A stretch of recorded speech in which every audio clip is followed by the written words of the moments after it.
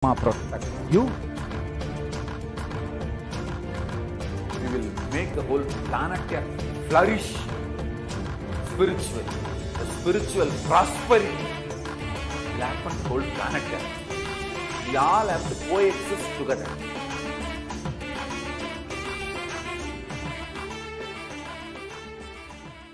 Just be alive for next 3 years. Don't die within next 3 years.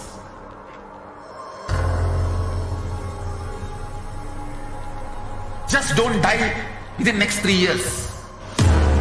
Be alive. Somehow be alive. I'm working sincerely. I will reach you somehow. Somehow I will reach you. It's my commitment to humanity.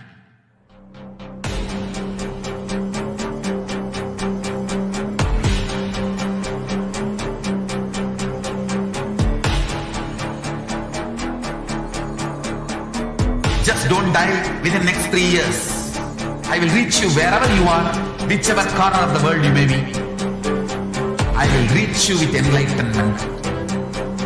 You manifesting the space, state, powers, being Paramashivoham. It is possible, and it is possible for you.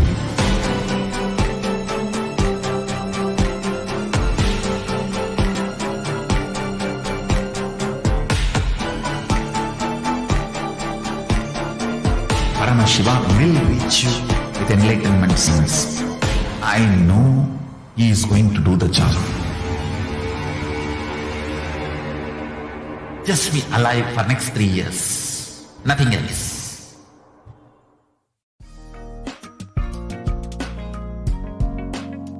We get you help. We get you ability to build beautiful relationships in your life. We get you direct spiritual support, and we make sure you become wealthy.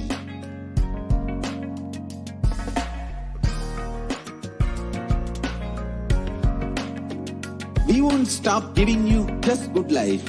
We will literally not stop till you live enlightened life. Manifesting the state of Paramashiva, space of Paramashiva, powers of Paramashiva, being of Paramashiva.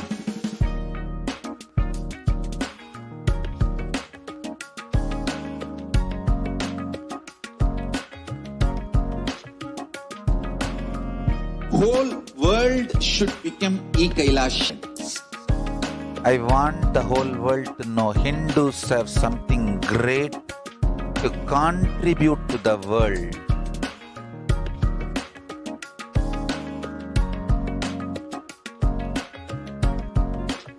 We have something great to contribute to the world. Do that.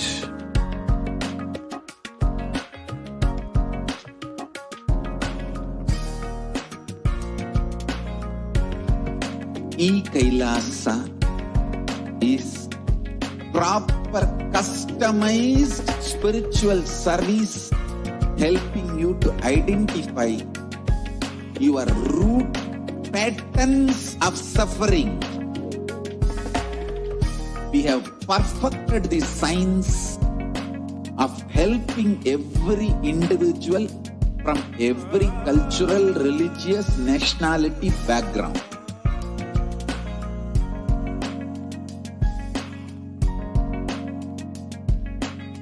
You will have lowest reactionary assumptions, highest awakened response, alive response for life continuously.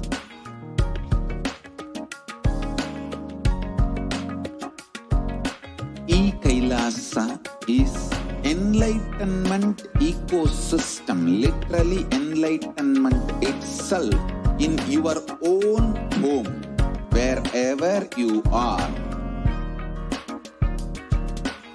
Proper customized. Nithyanandam Paramasukadam Kevalam Jnanamurtim Tvandvatitam Gagana Sadrisham Tatvamasya Dilaksham ekam nityam vimalam achalam sarvadi sakshibhutam bhavatitam triguna-rahitam sadgurum tam namami. Nithyanandam, I offer my humble obeisance, my humble pranam at the divine lotus feet of the Supreme Pontiff of Hinduism, Jagat Guru Mahasannidhanam, His Divine Holiness, Bhagavan Nithyananda Paramashivam. And I welcome all of the viewers who are joining in right now with us across the world in so many different time zones, across so many different countries. I welcome all of you who are joining in Kailasa TV and Nithyananda TV, and who are joining in Facebook, YouTube, in Twitter, in Instagram, and joining us in all over the world in the various devalayas and annalayas and the various goshalas, gurukuls, everywhere across the world, in all the de facto spiritual embassies of Kailasa. We welcome you all to this divine and sacred experience with Devi Parashakti. And each and every one of you who are joining with us, either on your phone or from a temple, from Kailasas across the world, we know that for lifetimes you have been searching for one thing. You have been sincerely seeking for something in your life to fulfill you beyond what you are even cognizing as reality, even understanding, something that will cease and fulfill all your other desires, all your other longings. And that one thing is love.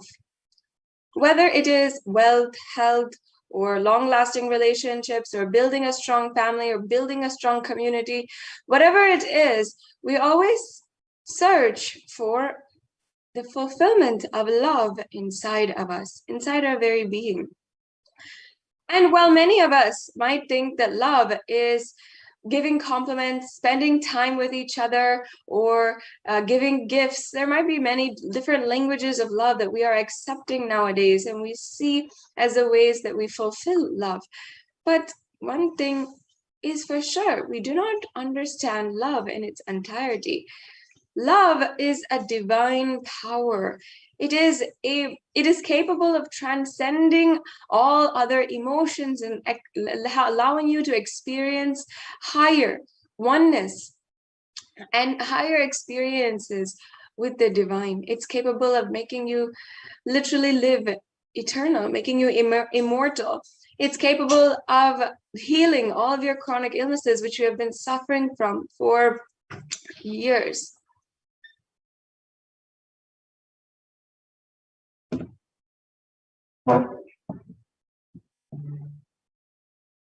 And it's capable of so much more than we think of nowadays. And that is why we can simply, in the Sanatana Hindu Dharma, the ancient rishis had literally given a science of how to experience the divine love. Devi Parashakti herself recently had declared Anbe Shivam, meaning love is God. That is the quality of love that in Sanatana Hindu Dharma, all the ancient rishis placed. Anbe Shivam, love is God. That is the very experience that you are going to have today during this program. I welcome you all to this very program where you can experience and fulfill your longing for love. Now, if you do not know, today you will be introduced, perhaps for many of you for the first time, to Devi Parashakti, the cosmic mother, to divine feminine consciousness. Devi Parashakti is the source Shakti. She is the embodiment of the divine feminine consciousness and the cosmic mother. She is the source of the billions and billions of universes that are in existence today. And she is the source of each and every one of us, of you and me. She is the source where all of us came from which all of us are going to even go back and merge back into. The Devi Parashakti, the relationship with the cosmic mother, is the primordial relationship. And it is the primary first relationship, the first and foremost relationship that you and I, all of us human beings, even can relate to. Even before we have the idea of relating, we think of, we relate to our mother. Before we even understand what is relating and how we are relating with our mother first. And that starts when we are in the womb of our mothers. And even as we are being born and in the first few days of our lives, even before we even past our memory, even relating starts with mother. So having recognized this, the ancient Vedic rishis had understood that having been the first relationship which you relate with in your life, in all of our lives, as we continue our lives, in order to create high inspiration and high consciousness, this very relationship can be projected into the life and universe. So you can heal your relationship with your mother and at the same time heal your relationship with the cosmic mother. And healing your relationship with the cosmic mother can heal your relationship with your mother, as well as your relationship in general with all things, because the relationship with the mother is the source. Today, you will be experiencing the Bhava Samadhi Darshan. And the Bhava Samadhi Darshan is a very beautiful way that you can experience the darshan of the divine. You can literally experience oneness with the divine. So actually, what does samadhi mean? Adi means source or origin, and samadhi means oneness with the source, and bhava means emotion or aspect. So bhava samadhi means oneness through a certain emotion or aspect. And today, what you'll be experiencing during the Bhava Samadhi Darshan is the awakening of the latent potential energy inside of you, the Kundalini Shakti. And this will be such a powerful process. It is such a powerful process where you will literally be able to even reverse your age, heal chronic illnesses, and so much more. So you'll be able to literally live your life to the most potential just through this one program. And now let us be introduced to the very being who is making this available to us, this very program available to us, the Supreme Pontiff of Hinduism. The Supreme Pontiff of Hinduism is the incarnation of Paramashiva, who descended on planet Earth on the 2nd of January, 1978, and is the reviver of the ancient, enlightened Hindu civilizational nation of Kailasa. The Supreme Pontiff of Hinduism has revived the science of power manifestation, yoga, and temple-based lifestyle. Hinduism has revived the 14 ancient indigenous kingdoms. First, the Supreme Pontiff of Hinduism is ordained as the 233rd Guru Mahasannidhanam of the Tonde Mandalam Adinam, or the Kanchi Kailasa Sarvagna Peetham. The Supreme Pontiff of Hinduism is the incumbent emperor of the Surya Vamsa Surangi Samrajyam. As well, the Supreme Pontiff of Hinduism is the 293rd Guru Mahasannidhanam, or Jagat Guru Mahasannidhanam of the Kailashonata Shamala Peetha Sarvagna Peetham, the Madurai Adinam, and the Supreme Pontiff of Hinduism as well is the Mahamandaleshwar of the Mahanirvani Akada. The Supreme Pontiff of Hinduism is also the 1008th Guru Mahasannidhanam or Mahamandaleshwar, of the Atal Akada, and the Supreme Pontiff of Hinduism as well is the 23rd, Guru Mahasannidhanam of the Dharma Mukti Swargapuram Adinam. And finally, in 2015, having been recognized for his work towards Hinduism and having been recognized as a last hope for Hinduism, the Supreme Pontiff of Hinduism was elected as such with the title of Supreme Pontiff by a congregation of over 1,000 Hindu leaders. Yes, and the Supreme Pontiff of Hinduism has done countless number of activities, number of beautiful different contributions in order to enrich more than 1 billion people physically and digitally.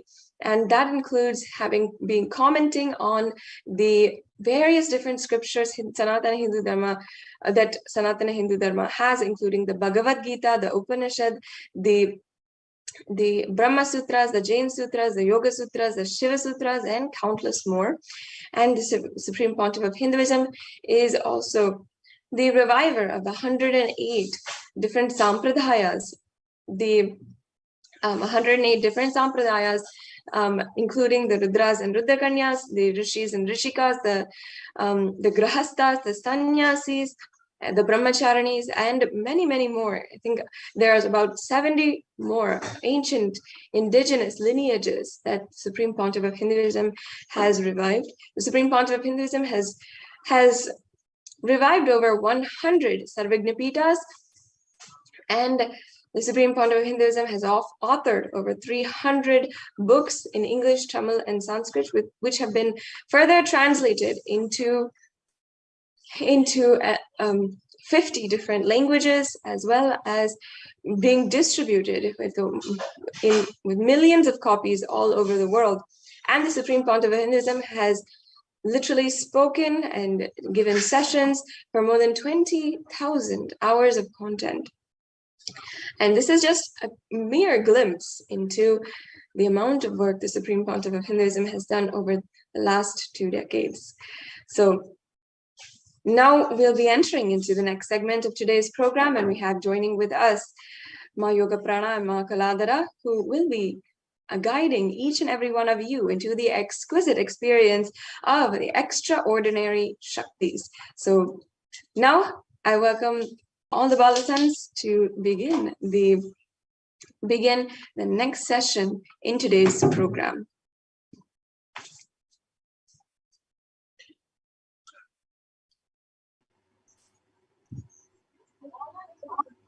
Yes.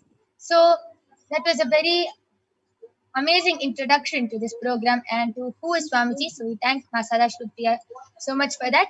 And let us now enter into the manifestation of extraordinary Shaktis. So now all of you are going to be witnessing the live demonstration of the powers of Paramashiva manifested by the Balasans of the Nithyananda Gurukul.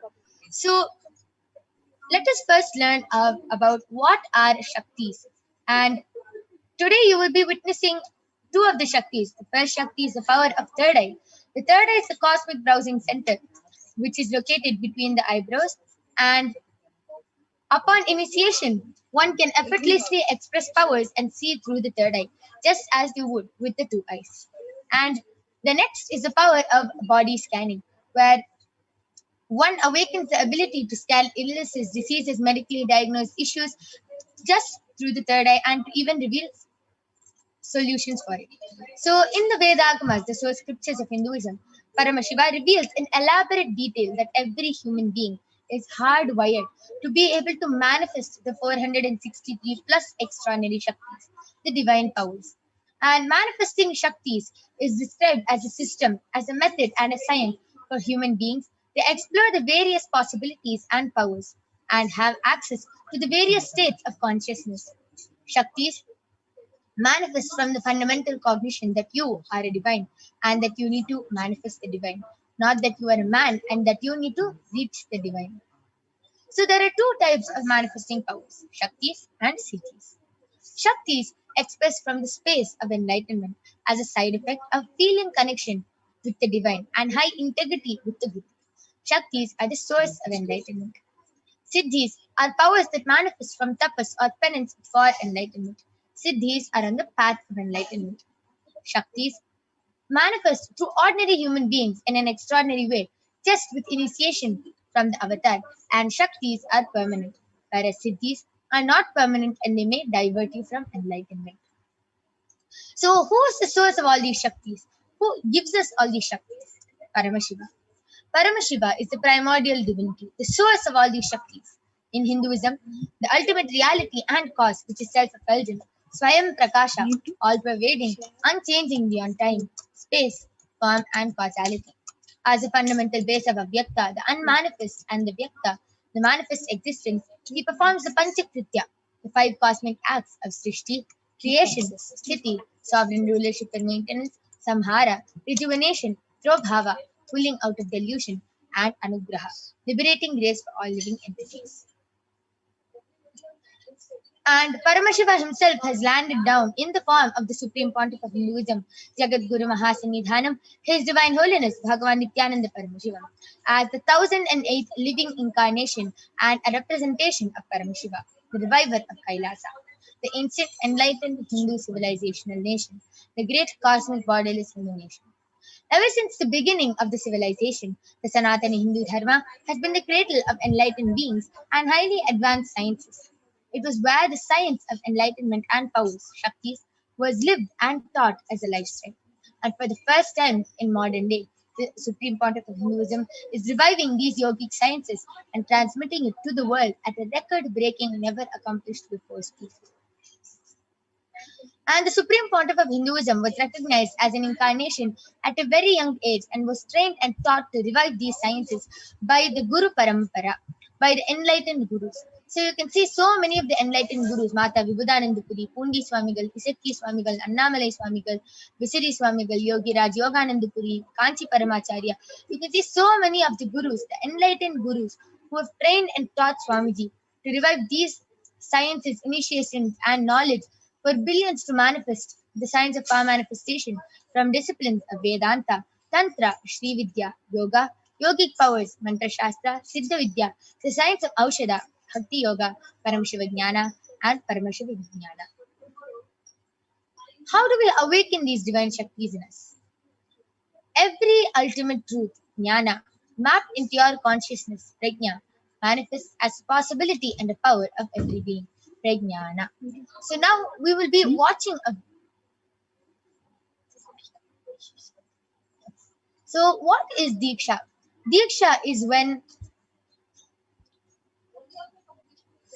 the Guru, the Master, transmits the experience to all of us. So just with one initiation from the Master, just with the initiation from the Master, one can manifest all the powers of Paramashiva. So as I explained, Shaktis is what manifests from intense from deep feeling connection with the divine, with high integrity and deep feeling connection with the divine.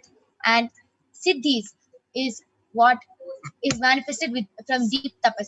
So just with one initiation from Swamiji, all of us can manifest these Shaktis.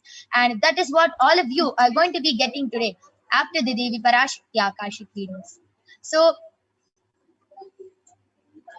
is authenticated through four aspects of pramanas or evidences.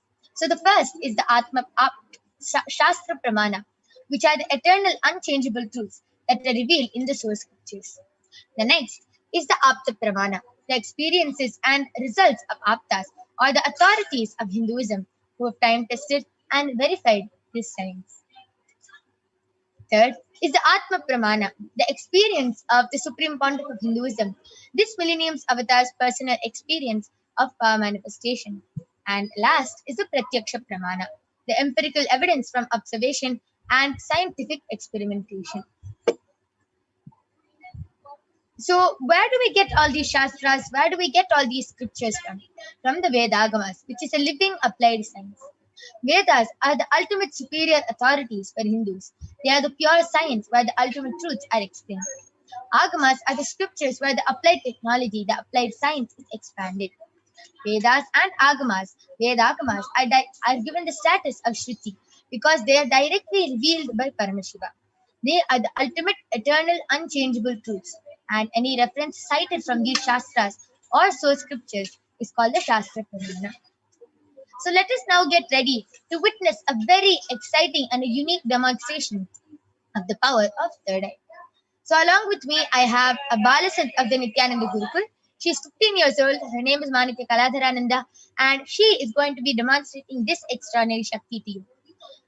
Before that, let us see the Shastra Pramana for this power. The Shastra Pramana comes from the Vigdharana 34. Kapalantarmanonyasa tishtannilitalochanaha kramena manasodardhyat lakshaye lakshamuttamam. The translation goes, by fixing the mind on the inner space within the crown center and sitting stably without any movement, having the eyes closed in succession, by that stability of the mind and inner space, through the power of the third eye, one directly sees the ultimate goal Lakshyam by having the vision beyond the sight that reveals any object or place, attaining the space of Paramashiva. The next is the Apta Pramana, where Bhagavan Krishna initiates Arjuna into the power of third eye. And in the 11th chapter of the Srimad Bhagavad Gita, Arjuna completely narrates the cosmic form, the Vishwarupa Darshan of Bhagavan Krishna as he sees Bhagavan Krishna through the third eye. Natumam shakyase drashtum anenaiva swachakshusha divyam dadami te chakshuhu pasyame yogamaishwaram.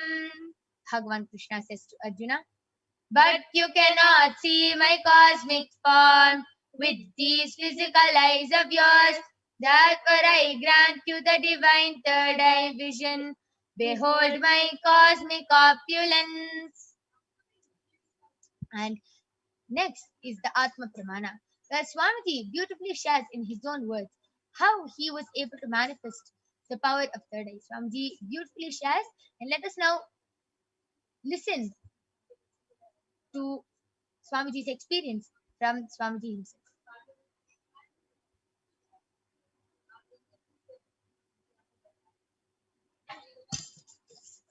Inside and outside broke. The first experience is that I was able to see everything around me, above me, the whole 360 degree, 10 direction, below me, everything. I realized not only I was able to see, I was able to feel, experience. I felt that the skin of the stone on rock on which I was sitting and the skin of this body both carry me equally. In both I exist equally. The setting sun, rising moon, the whole Arunachala hill, all the plants, bush, shrubs, trees, everything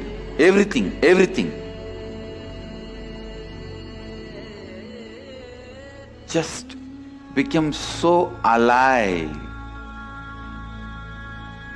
The idea, something is inside.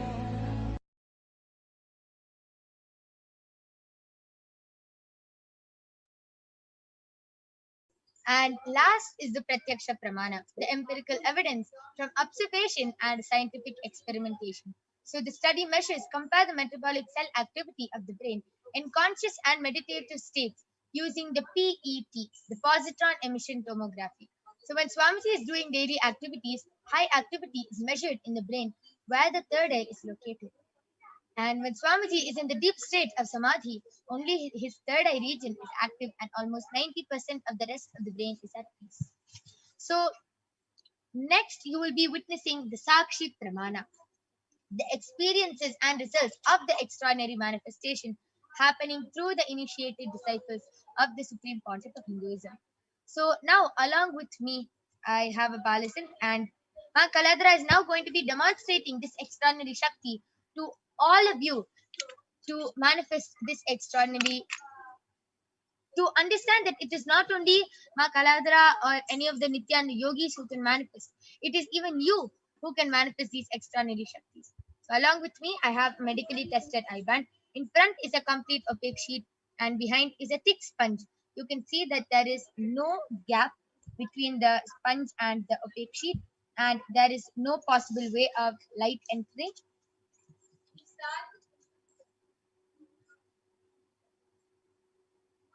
And there is a comfortable strap which can comfortably strap the eye band on Ma Kaladra's head. This is a medically tested eye band tested by one of the top 10 hospitals of India. It is actually used for people who have insomnia and who find it really hard to sleep with light. So it is completely medically and scientifically proven that even with the light, even with your eyes open inside this eye band, there is no possible way of light entry. So this is the eye band I'll be placing on Ma Kaladra's eyes now. So in front of all of you, I'm opening the eye band and placing it on her eyes.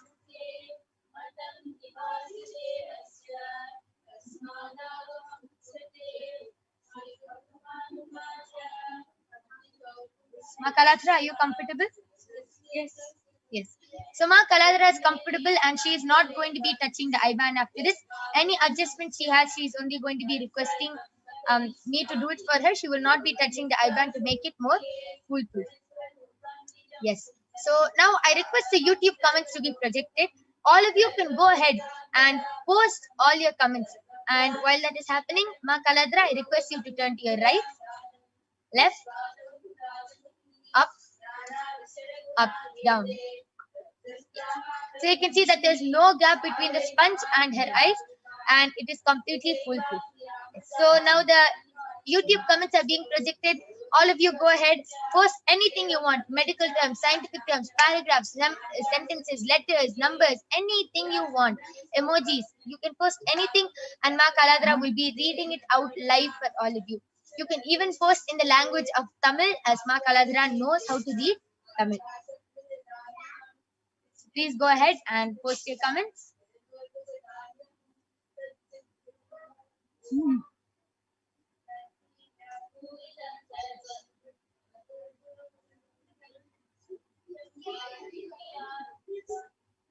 No comments. I request all of you to go ahead, continue posting your comments in the Kailasa's HDH Nithyananda YouTube channel.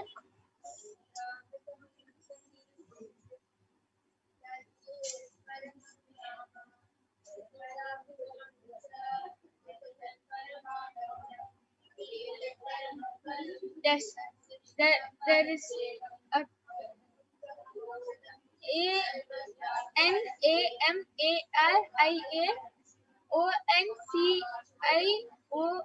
NAMARIAONCIOIU has donated money for Kailasa. Yes, and Ma Anamaria, we thank you so much for your contribution to Kailasa. Anamaria ONCLOLU has posted thank you Swamiji JI and a dot. And Mahesh has posted Nityananda Ma with a namaste emoji. Beautiful.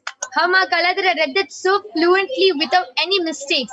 And all of you know this is not something normal which any kid can do. She is a 15-year-old Balasan with just one touch of Swamiji. She is able to read with her eyes blindfolded. And it is a very extraordinary power. And after this, we'll be asking Ma Kaladra how she is able to manifest this power. How she is able to see with her eyes blindfolded. As this is not something which any normal kid can do. Yes. Social media manager 3 has posted Nityanandam all. Amazing. I encourage all of you, please continue posting your questions. Please ask anything you want. You can post anything, and Ma Kaladra will be reading all your questions.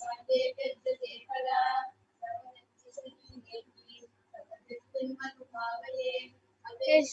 Again, social media manager 3 has posted welcome to today's Parashakti Akashic reading 27th July 2021. Wow, beautiful. That was very fluent. I request all of you, please continue posting your comments. Post anything you want. Ma Kaladra will be reading them out live.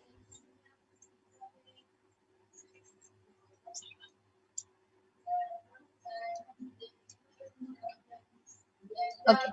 So meanwhile, Ma Kaladra, why don't you share? How do you manifest this power? This is not a normal power which any kid can manifest. How? Just with one touch, just with one initiation. How are you able to manifest this power? I'm sure you would have not done some 50 years of tapas or something, or penance, standing on one leg with your hands in the air, for sure. So how do you manifest this power? Yes. So I manifest this power of third eye reading. After Swami initiated me into the power of third eye, I practiced, and after that, it was just a complete surrender and trust on Swami with, with which I'm able to manifest. Beautiful. Very beautiful sharing of how just with surrender, just deep surrender and trust on Swamiji that he will take care. That's all. You are able to manifest this power. Yes, you can go ahead, continue reading. Yes, Mahesh has again posted Om Nithyananda Paramashivoham with a Namaste emoji, and SUSHMAMIMARAJKAR has donated money for Kailasa, and also has written Nithyananda Paramashivoham with the Om and a Namaste emoji. And Vinita PULLABARAYAR has posted Nithyananda. Yes, that was beautiful, very fluent. And Ma Shrishma Mirajkar, we thank you so much for your contribution to Kailasa. Yes, that was a very beautiful demonstration of the power of third eye. Very amazing. Now I'll be removing the eye band of Ma Kaladhara. So you can see in front is a complete opaque sheet, behind it's a thick sponge, no gap, everything is completely the same. It is completely foolproof how Ma Kaladhara read, and you can see she's still adjusting to the light. So her eyes were closed the full time in the eye band, and she was able to read with her eyes blindfolded. And as she shared already, just with deep surrender, complete surrender to Swamiji, she was able to manifest this power. And it's not that only the Balasins or Nithyananda yogis are only we can manifest this power. Even you, after today's Devi Parashakti Akashic readings, even all of you can manifest. So with this, we thank all of you. We are not done yet. We have the next power, the power of body scanning coming up, where more Balasins and the Nithyananda yogis who are eagerly waiting to manifest this power for all of you are going to be coming and are going to be doing the body scanning as per all of your requests. And then Skobi Aya, we thank you so much for your contribution to Kailasa. And I request all of you to go ahead, post your comments and requests, call your family members and friends for this power of body scanning. And now we'll be chanting the pramanas for the power of body scanning. Then we'll be starting the power demonstration itself.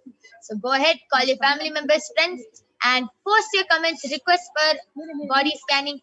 And the Balasins and the Nithyananda yogis will definitely be coming and doing a scanning for all of you who have requested.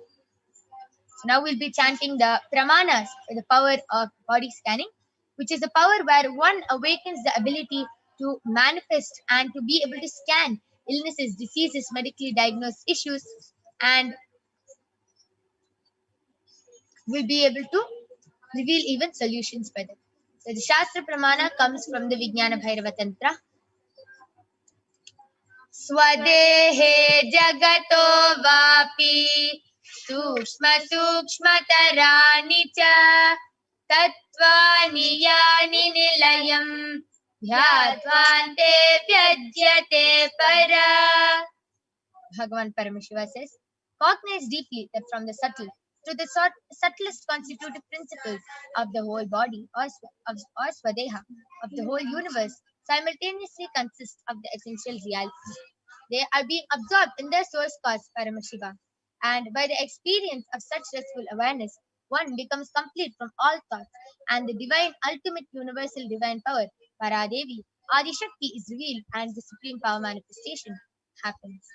The next is the Apta Pramana, the experiences of Aptas, the rishis who have time tested and verified this science. So the Apta Pramana comes from the life of a Siddha named Teriyar.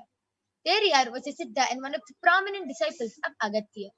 One day, a man suffering from a severe headache comes to Agatya for healing, and Agatya uses the power of body scanning and identifies the root cause of the headache. He reveals that there is a small terai, a type of frog, sitting in the person's brain, which is completely odd. But Agatya was able to use his third and reveal a root cause that there is a frog sitting in his brain. And Agatya immediately instructs his disciple, Thereya, to perform open head surgery. And after the surgery is completed successfully, the person is completely healed of the headache. And thus he gained the name Thereya. Next is the Atma Pramana, the accounts from Swamiji who has time tested and verified the science. Swamiji beautifully reveals that only when I had a multiple compound fracture, I was forced to go for surgery and therefore for medical checkups related to that. At that time, they detected heavy metal quantity in different organs of mine, and it was revealed that I had been poisoned without our knowledge. I immediately used diagnostic methods instead of medical facilities to study the body condition. And through the body scanning, I found out what the problems and imbalances had happened and where the balance had to be done. I used allopathy as a second opinion just to verify my findings. Last is the Sakshi Pramana. You can see how so many of the disciples of Swamiji, the Paramashivoham participants, were able to manifest the power of body scanning and have shared with all of us that they were able to manifest. And now you will be witnessing the live demonstration of the power of body scanning by the Balasins of the Nithyanandi Gurukul. So please stay tuned. We'll be back with the Balasins and the Nithyananda Yogis of Kailasa right after a short break.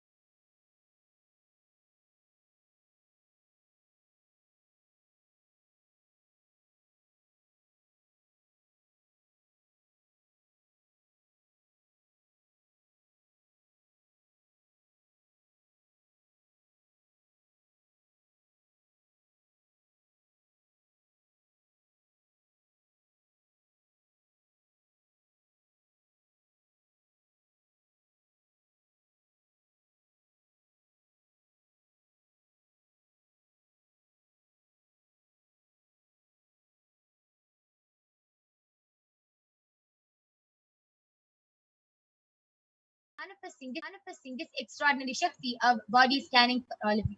I request the YouTube comments to be projected.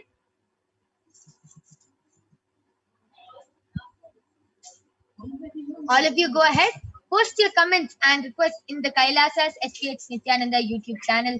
And Ma Brahmayoga and Ma Soni are eagerly waiting to do the body scanning for all of you.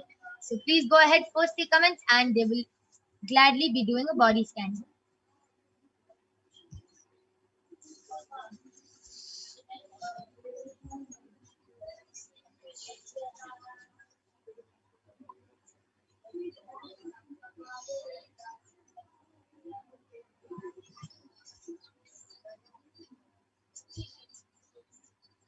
Okay. So till then, Ma Brahmayoga, Ma Soni, why don't both of you go ahead and share your experience of how you're able to manifest the power of body scanning? How do you see? Do you see it in colors, black and white, pictures, letters? How do you see it?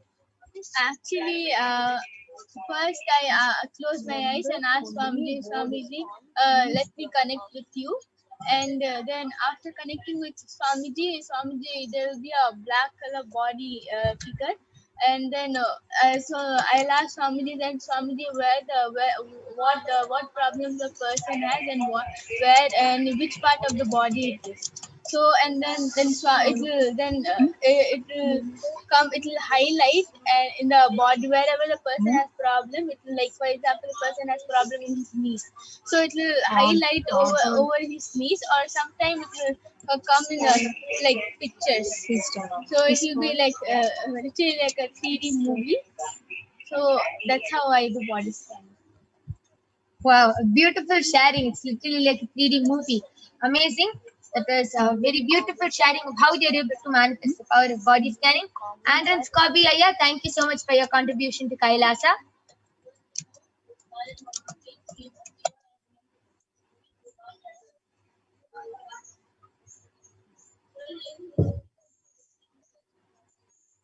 So Ma Brahmayoga, why don't you go and share how you're able to manifest this power of third eye, of body scanning through your third eye? So how I manifest this power of body scanning is actually when I at first started doing body scanning.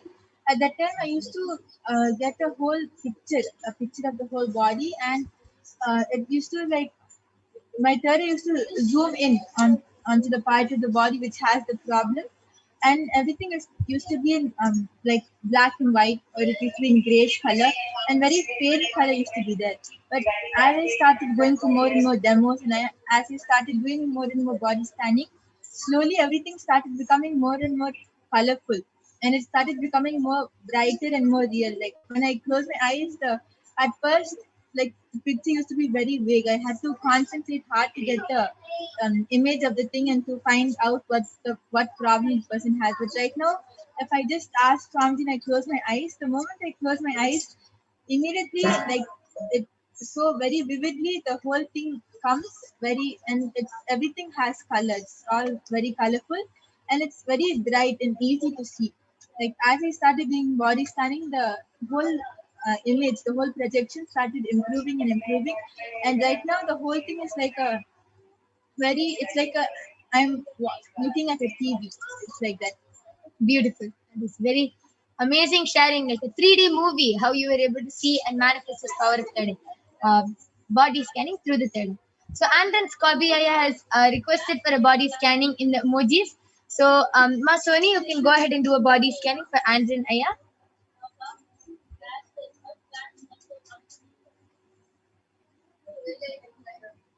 Anyone else who wants a body scanning, please go ahead and post.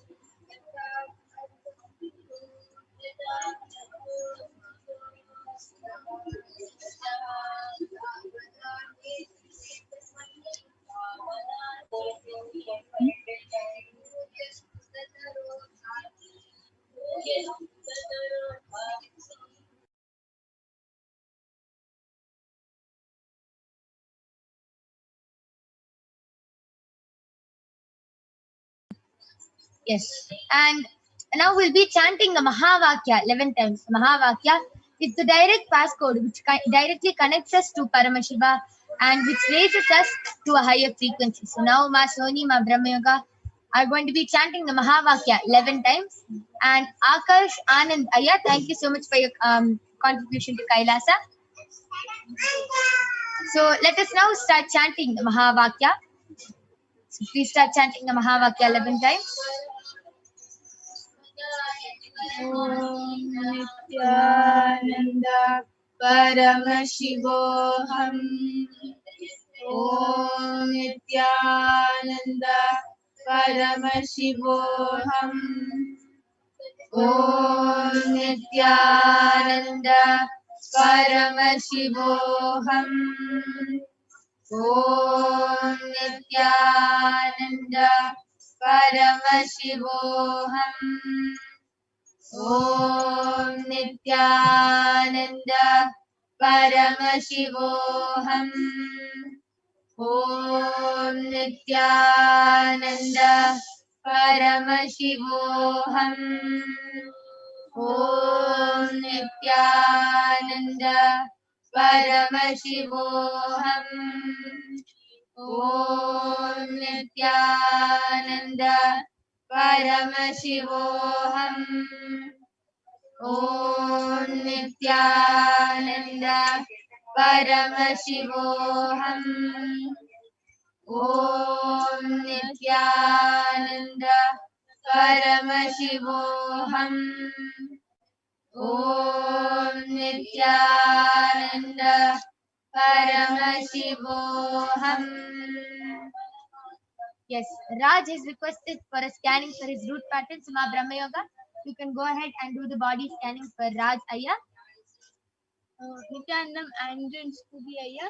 Aya Paramashiva reveals that in your body there's a problem in your heart. Aya, the blood is not flowing properly in the heart veins. So Aya Paramashiva, and it's due to not having proper diet. So Paramashiva reveals that don't eat solid food. Go on a Nirahara Samyama for at least 2 months. Yes, so this is a body scanning for Andrew Aya. I request you to get back and follow the solution which Paramashiva has revealed to do Nirahara Samyama for 3 months. So please follow the solution and please get back for 2 months.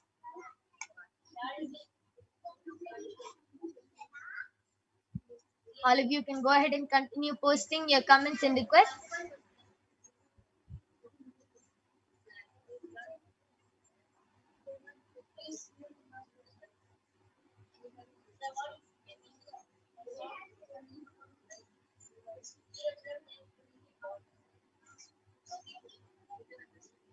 Yes.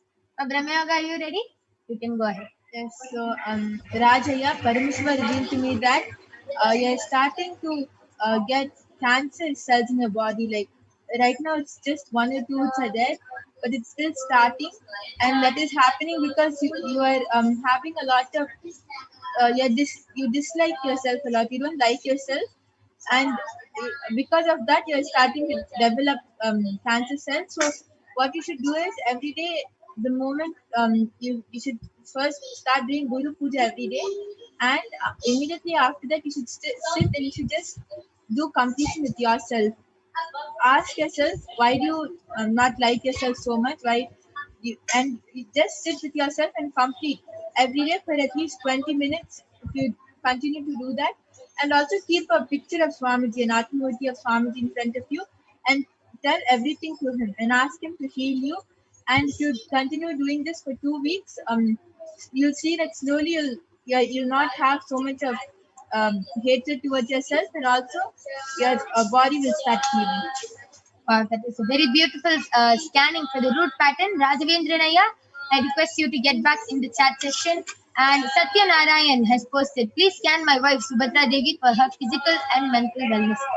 Soni, sorry, before that, Satya Narayanaya, I request you to get the consent of your wife if we can do the body scanning for her, as it is a requirement and it is our integrity to the person, to this power, to always get the permission and then only do the body scanning.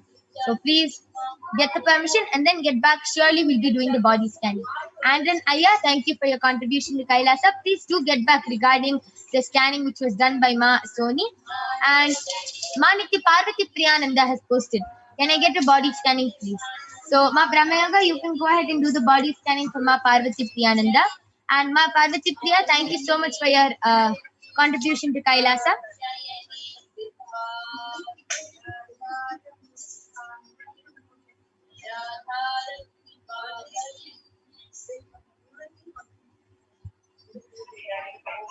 Okay, Satya Narayan has posted, I got her consent. Yes. Yes. So, Ma Soni, you can do the body scanning for Ma Subhadra Devi.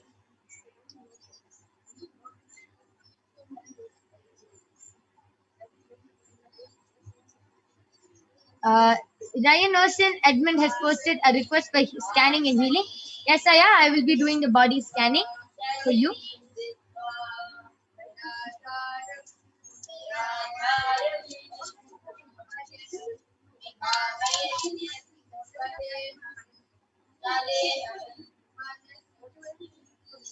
Yes. So, yes. Just before I reveal, Raghavendra Naya has gotten back telling, thank you very much. I'll start doing what Paramashiva has given. Thank you so much. Just follow the solution which Paramashiva has given authentically, and you will be completely healed. Yes. And Ryan Naya, Paramashiva has revealed that actually you were very active. You were actually very active, but suddenly now you started becoming very lazy and you have started sitting a lot and eating a lot. So you have started growing a lot of unnecessary fat in your body, which is not, since you used to be very active, your body is not adjusting to this. There's a lot of fat growing in your, unnecessary fat growing in your stomach. So you really have to do a lot of detoxing, Aya, and you just have to burn all that fat away. So please start doing intense workout and every day take castor oil along with neem juice and haritaki and just detox your body completely, Aya. You will be completely fine. And this pitta, the unnecessary fat in your body is what is causing any, I'm able to see that you also do feel irritated a lot. You get very agitated also. So this pitta is the reason why you are getting very agitated and irritated throughout your day, and you are not able to make proper decisions. You feel mentally disturbed. You are not able to make proper decisions. It is all because of this one. It is all because of the junk in your stomach, Aya. So please start doing the intense detoxing and workout, Aya, and you'll be completely healed. Raj, Aya, we thank you so much for your contribution to Kailasa. Yes. You can go ahead, Ma Brahma Yoga.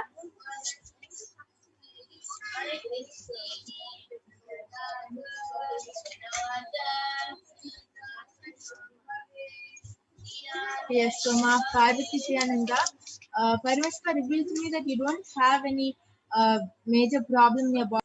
The only thing Paramashiva revealed is it will really help you if you start doing the Prathama Vijnashakrama, the Nithyananda Yoga every day in the morning at 4 o'clock during the Brahma Muhurta time. If you start doing this, the yoga every day, your body will really become more fit, and you'll be able to Parashakti revealed that you're having difficulty in understanding what Swami is saying in satsang. If you start doing yoga, Nithyananda yoga every morning, you'll see that whatever Swami is saying in satsang will be really easy for you to understand. You'll start understanding what he's saying faster, and it will be much more easier for you. And Parashakti revealed that other than that, you don't have any problems. Yeah. Yes. So, Ma Parvati Priya, I request you to get back whether you were able to relate with the scanning. Dayanasan Aya has gotten back telling, yes, Ma, this is 100% true, Ma. Felt the same and felt to jump into Nirahara and intense workout for this Chaturmasya detox. Thank you for the scanning, Ma. All details shared were completely accurate. And two namaste emojis. Yes, thank you so much, Aya. See, just follow the solution which Paramashiva has revealed. Anything which you are feeling and going through right now, is the root cause is because of this pitta in your stomach. So just do the complete detoxing, especially in this Chaturmasya time. It is the best time to detox and do the complete cleansing of your body, Aya. So just follow what Paramashiva revealed. You will be completely healed and you will feel more life positive. Yes, thank you so much for getting back, Aya. Nithyanandam, I did the body scanning for Subhadra Devi. And Ma Parameshwara revealed that neither you are healthy physically nor mentally. Physically, it's because there's too much unwanted stuff in your stomach, Ma. So you need to cleanse your stomach. So Parameshwara revealed the solution is to take 2 tablespoons of castor oil in the morning.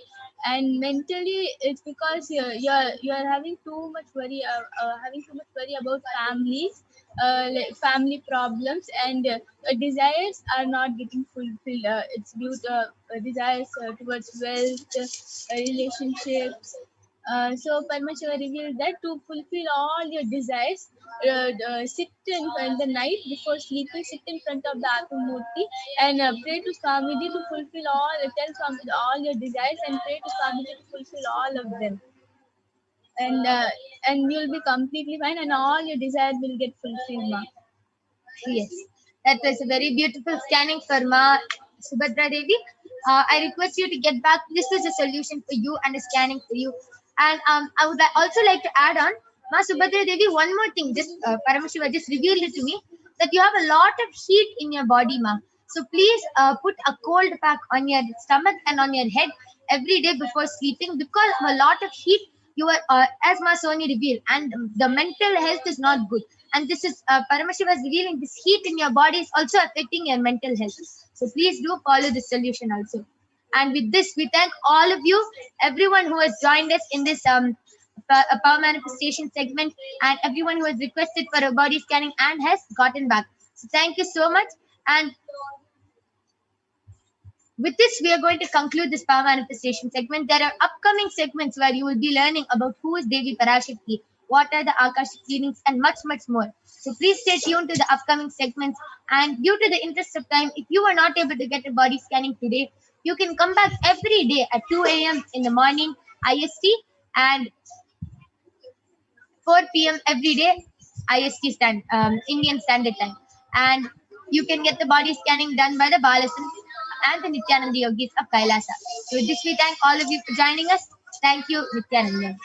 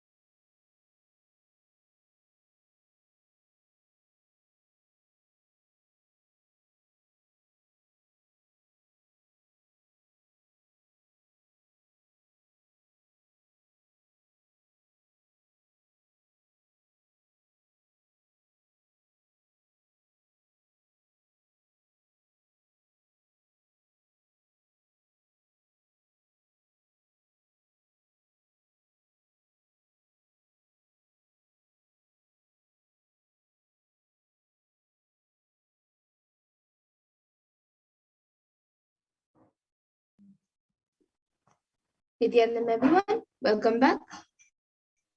So now we will be moving to the next segment where we will be learning more about Devi Parashakti and the divine feminine consciousness. So we will be first looking into the Dhyana Shloka of Devi Parashakti, which comes from the Lalita Sahasranamam.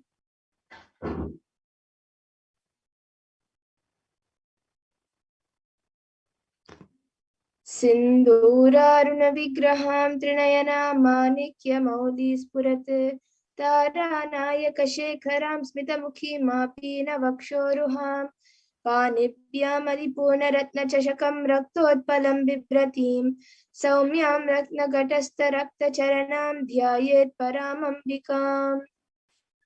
And this verse says, the Divine Mother is to be meditated upon as shining in a vermilion red body with a triple eye, sporting a crown of rubies studded with crescent moon, a face all smiles, a splendid bust, one hand holding a jewel cup brimming with mead, and the other twirling a red lotus.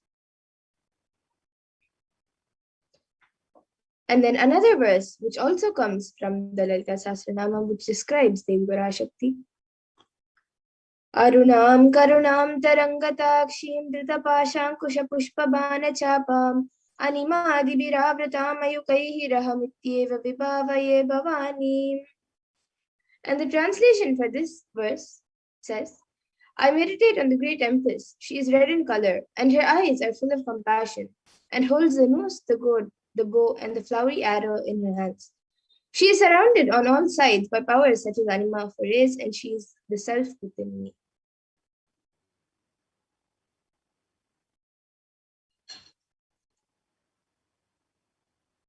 And Devi Parashakti is the ultimate pure feminine consciousness.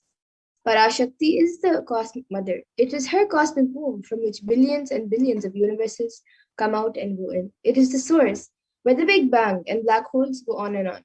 Parashakti is the source Shakti, the source energy, and source power from which all of us came, all of us are in even now, and which all of us are going to merge into.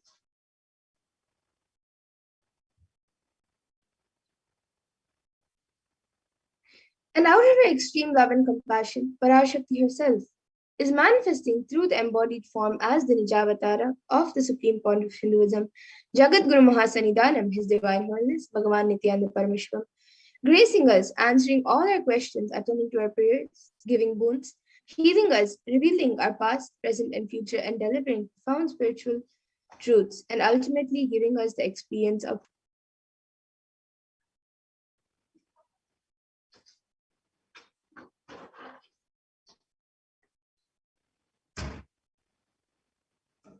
And in the words of Devi Parashakti herself, raising as Omkara, expressing as Vedas and Agamas, blossomed as Himkara, filled as Parashorasi, living in 40 triangles, the Kailasha Swamini, who is in Kailasha, Sri Purachintamani, Parashorasi, sitting as part of Paramashiva, Parameshwari, who rules the world, Paramashakti, Manonmani, Meenakshi. As Nithyananda, I took Nijavatara here to give good boon to everyone, to bestow all goodness. Hiranyagarbha Swarupini, Brahmanda Yoni, Shami, Chandramauli, Rapala, Aparna, Uma, Parvati, Savitri, Navayavana, Samaraja Lakshmi, Parameshwari, Parashodasi, Meenakshi. Taking the form of Nithyananda, I came here as Nijavatara. With great compassion, I am blessing. Listen, people, to do good to all of you. I took the form of Nithyananda and came down as Nijavatara. And again, in the words of Devi Parashakti herself, raising in Omkara, blossoming as source of existence, powers of existence, expression of existence, from the oneness of Om, blossoming into two as Prakriti and Purusha, blossoming as three Shaktis, Icha, Kriya, and Jnana, growing as four Vedas, expanding as five Panchabhutas, beyond six chakras, filled as Gotras of seven Rishis, expanding as eight directions, existing as nine Grahas, blossoming as 10 Indriyas, being as 11 Rudras, creating all the worlds, bringing life to tell and make truth blossom and to do good. Parashodasi, Meenakshi, in the form of Nithyananda, I came to bless every one of you.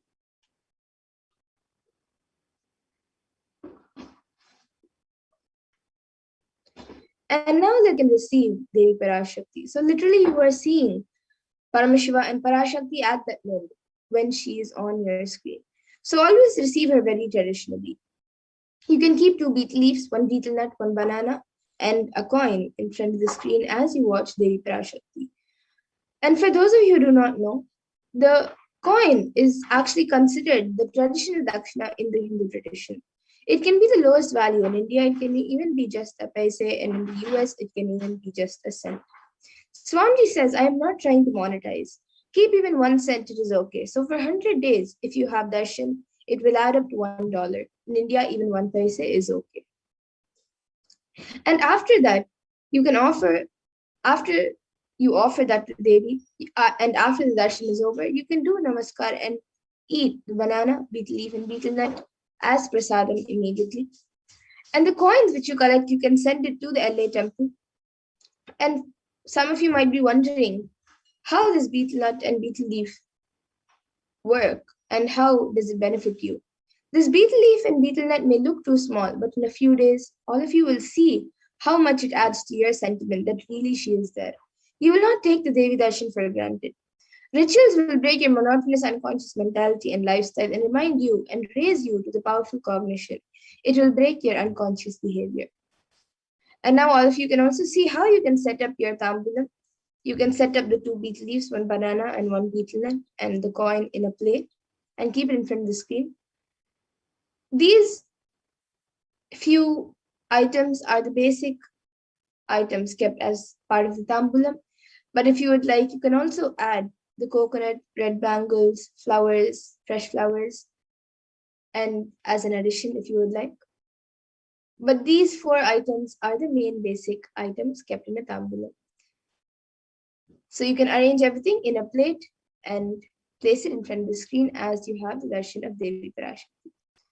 And now with this, we come to the conclusion of this segment, and we will be moving on to the further segments where we will be learning more about Devi Parashakti and what she has revealed for humanity, for all of us.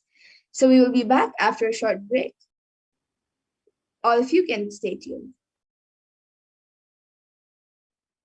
I mean by the word e-Kailasa. Listen intensely. Enlightenment ecosystem, literally enlightenment itself, in your own home, wherever you are. If you cannot come to Kailasa, it's okay. Kailasa can come to you.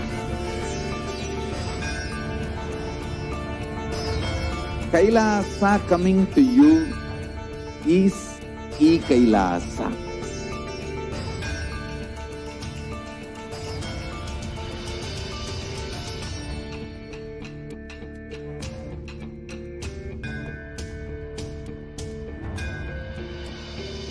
I will revive Hinduism. I am a Hindu revivalist, not by any revolution, but by evolution.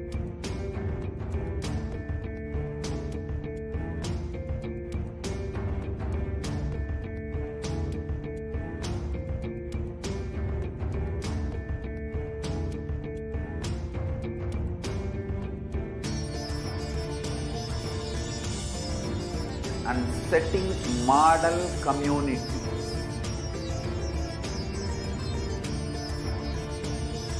Kailasas, enlightenment ecosystems, Sarvanya Peethas all over the world.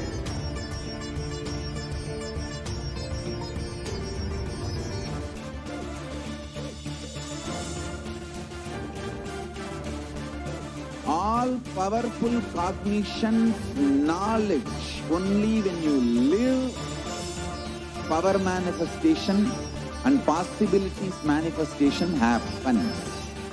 It's a fundamental truth.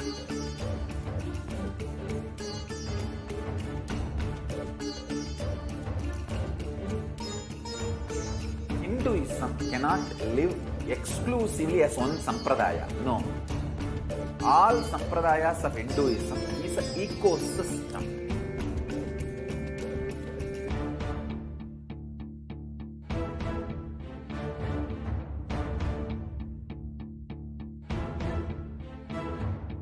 So don't keep quiet thinking that if one sampradaya is attacked, only that sampradaya is going to be affected.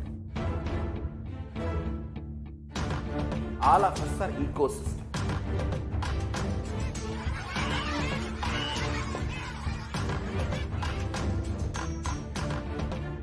I invite all of you to get involved and enjoy Hinduism by the principle of Dharmo Rakshati Rakshitaha. When you protect Dharma, Dharma protects you. We will make the whole planet flourish spiritually. The spiritual prosperity will happen to the whole planet. We all have to coexist together.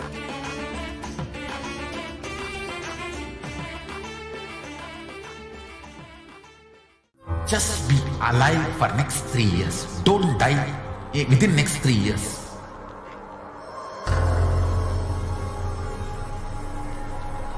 Just don't die within next 3 years. Be alive. Somehow be alive. I'm working sincerely. I will reach you somehow. Somehow I will reach you. It's my commitment to humanity.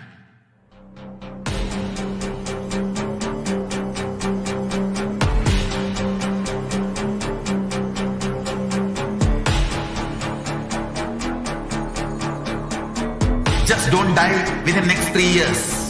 I will reach you wherever you are, whichever corner of the world you may be. I will reach you with enlightenment. You manifesting the space, state, powers, being Paramashivoham.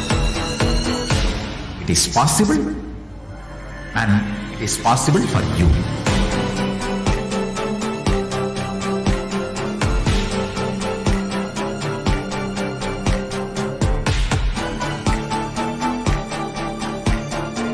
Paramashivoham will reach you with enlightenment science.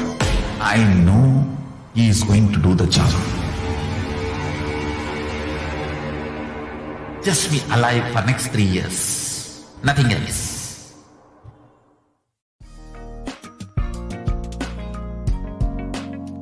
We get you health.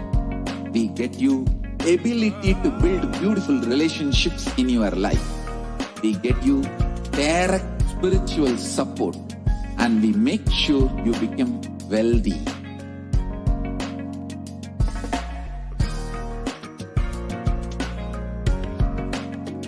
We won't stop giving you just good life. We will literally not stop till you live enlightened life. Manifesting the state of Paramashiva, space of Paramashiva, powers of Paramashiva, being of Paramashiva.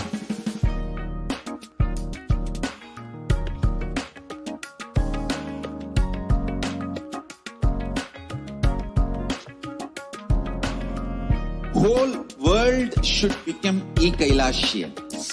World to know Hindus have something great to contribute to the world.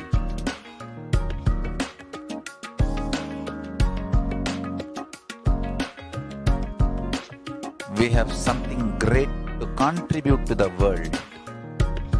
Let us do that.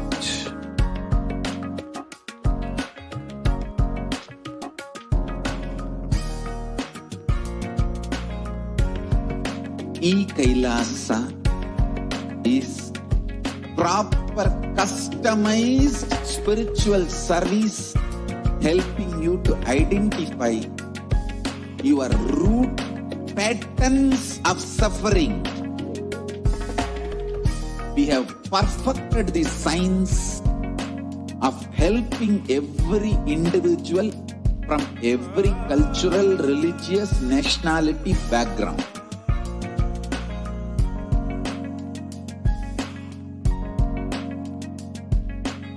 You will have lowest reactionary assumptions, highest awakened response, alive response for life continuously.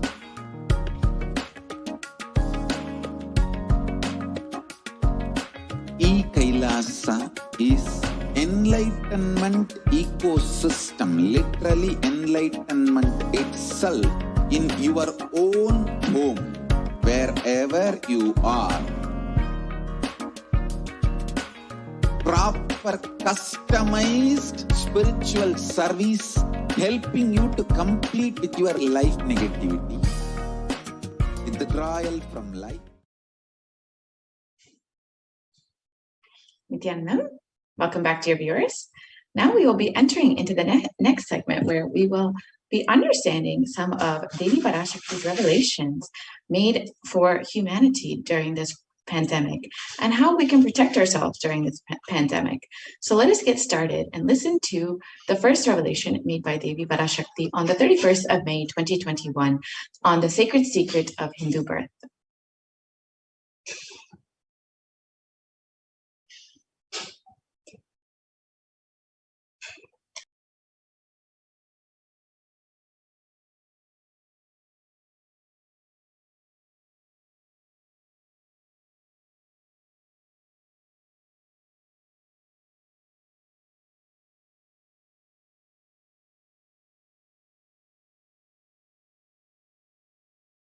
நன்றாய் கேட்டுக்கொள்.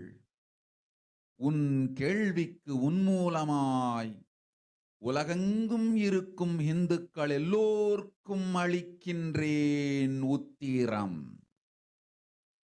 கேட்டு வாழ்ந்தால் உங்கள் வாழ்க்கை I don't think the audio is shared. நன்றாய் கேளுங்கள். I'm not able to hear it. பிறப்பின் ரகசியத்தை பிறப்பிலா பெருமை உடைய பரமேஸ்வரி சொல்லுகின்றேன் கேளுங்கள். அண்டஜம், யோனிஜம், ஜலஜம், பீஜம் எனும் 4 விதமான பிறவிகளில் 84,000 யோனிகளில் பிறக்கும் பிறப்புகளிலேயே பெருமை வாய்ந்ததும் உத்தமமானதும் மனித பிறவி. அந்த மனித பிறவியிலும் பலமுறை பிறந்து உழன்று அரசியல், பொருளாதாரம், சுகபோகம், தர்மம், அர்த்தம், காமம் எனும் ஆசைகள், துக்கங்கள், அச்சங்கள் அனைத்திலும் அழன்று உழன்று இனி வேண்டாம் இப்பிறவி, வேண்டுவது மோட்சமே என்று முடிவெடுத்தோர்க்கு மட்டுமே ஹிந்து மத யோனிஜம், ஹிந்து பெற்றோர்க்கு பிறந்திடும் சனாதன ஹிந்து தர்ம யோனிஜம், மனித பிறவி உத்தமம், சனாதன ஹிந்து தர்ம மனித பிறவி உத்தமோத்தமம். இந்த உத்தமோத்தம பிறவி எடுத்த எல்லோருக்கும் ஜீவன் முக்த விஞ்ஞானத்தையும் சனாதன தர்மத்தையும் காக்கின்ற கடமையும் உண்டு. அதனால் வருகின்ற நன்மையெல்லாம் அனுபவிக்கும் உரிமையும் உண்டு. இந்த கடமையை செய்வோம் என்று சத்தியம் செய்ததனால்தான் அந்த உரிமை அளிக்கப்பட்டது.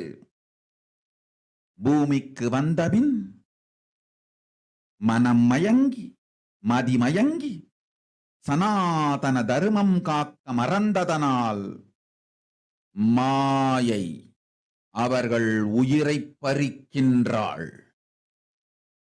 நன்றாய் புரிந்து கொள்ளுங்கள். உயிரை கொடுத்தாலும் தர்மத்தை காப்போம் என்று உறுதி எடுத்தவர்க்கே சனாதன ஹிந்து தர்ம யோனிஜம் அளிக்கின்றேன் யான். உடல் பெற்ற பிறகு ஊழிப் பெருவலியால் ஆசை அச்சங்களை உதறவிடாது, உதறியும் விடாது சனாதன ஹிந்து தர்மம் காக்க மறந்தோரை உயிர் வாழத் தகுதியில்லாதவர் பட்டியலில் உடனடியாய் மாயை சேர்க்கின்றாள். அதனால் ராட்சசர்களும் அசுரர்களும் தானாகவே இவர்கள் உயிரை எடுக்கின்றார். நன்றாய் புரிந்து கொள்ளுங்கள். உயிரை கொடுத்தாலும் தர்மம் காப்போம் என்று நிற்பவர்க்கு நிலைத்திடும் வீரஸ்வர்க்கமும் கைலாச பதவியும், எக்காரணம் கொண்டும் தர்மம் காக்க மறந்த உத்தமோத்தம ஜனனமான சனாதன ஹிந்து ஜனனம் பெற்ற மக்களுக்கு இல்லை வேறு கதி. சனாதன ஹிந்து தர்ம மனித ஜனனம் உத்தமோத்தம மனித ஜனனம். உங்கள் உரிமை உலகில் அதிகம், உங்களுக்கு கடமையும் உலகில் பெரிது. தர்மம் காத்தாலே கடமை, தர்மம் காக்காதார்க்கு உயிர் வாழும் உரிமை இல்லை.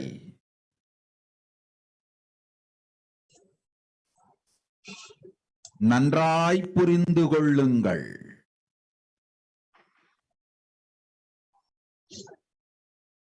உத்தமோத்தம பிறவியான சனாதன ஹிந்து தர்ம பிறவி எடுத்த எல்லோரும் புரிந்து கொள்ளுங்கள். உங்கள் வாழ்வின் முதற்கடமை தர்மம் காத்தல். தர்மம் காக்க தர்மம் உங்களை காக்கும். சனாதன ஹிந்து தர்மம் காக்க மறந்திட்டால் வாழும் உரிமையை நீங்கள் இழந்து விடுகின்றீர்கள். அதற்கு மேல் வாழ்ந்தென்ன அழிந்தென்ன? பூமிக்கு பாரம் குறையட்டும் என்று அசுரர்களும் ராட்சதர்களும் உங்களை உண்டு தீர்க்கின்றார்கள். அதையும் மாயை கண்டு சும்மாவிருப்பாள். பிரபஞ்ச ரகசியத்தை, பிறவியின் ரகசியத்தை உலகிற்கெல்லாம் உத்தரமாய் சொல்லிவிட்டேன். புரிந்து வாழ்வில் நடந்து உயிரை பத்திரமாய் பார்த்துக் கொள்ளுங்கள். அன்னை சொல்லும் அருள் சத்தியம் இது. ஓம் ஓம் ஓம்.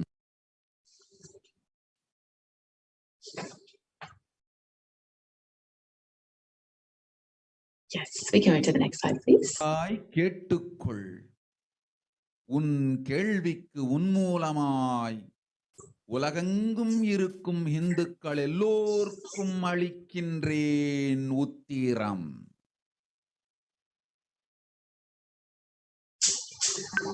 So let us understand Devi Parashakti's revelations and what the translation into English is. We can move to the next slide. Yes. Listen. Andajam, Yonijam, Jalajam, Bijam, like this in 4 types of births in 8,400,000 yonis, and all these births, the most greatest birth of them all is human birth. Even in that human birth, being born and toiled many times, after getting burnt and toiled in politics and dharma, artha, kama, and those who decide of not wanting this birth, wanting only moksha, only those will have Hindu Dharma Yonijam, the Sanatana Hindu Dharma Yonijam of being born to Hindu parents. Human birth is Uttamam, the best. Sanatana Hindu Dharma, human birth, is Uttamottamam, the best of the best. Everyone who took this Uttamottama birth has the responsibility of protecting the science of living enlightenment and Sanatana Dharma. And also, they have the right of experiencing its benefits. This right was given to them because of their commitment given by them to do this responsibility. After coming to Bhuloka by getting mentally deluded and forgetting the Dharma of protecting Sanatana Dharma, Maya, she is taking away all their souls. Understand carefully, I am giving the Sanatana Hindu Dharma Yonijam only for those who gave the commitment of protecting Sanatana Dharma, even by giving their life. after getting the body because of painful deluge, not dropping fear and greed. For those who forgot to protect Sanatana Hindu Dharma, Maya, she will immediately add them all to the list of those who are not worthy of living. Therefore, Rakshasas and Asuras are automatically taking away their life. Understand properly, for those who stand that even by giving their life, they will protect Dharma, will permanently have Virasvarga and Kailasa Padavi. For any reason, people who forgot to protect Dharma, having the Uttamottama birth of Sanatana Hindu birth, there is no other way for them. Sanatana Hindu Dharma, human birth is Uttamottama human birth. Your rights in this world are immense. Also, your responsibility in this world is large. Protecting Dharma is responsibility. Those who do not protect Dharma, they do not have the right to live. Understand properly. All those who took the Uttamottama birth, which is Sanatana Hindu Dharma birth, all of you understand. The first responsibility of your life is protecting Dharma. If you protect Dharma, Dharma will protect you. If you forget to protect that Sanatana Hindu Dharma, you lose the right to live. After that, what bothers whether you live or get destroyed? Asuras, Rakshasas will eat you, so that the burden on earth is reduced. Seeing that, Maya, she will keep quiet.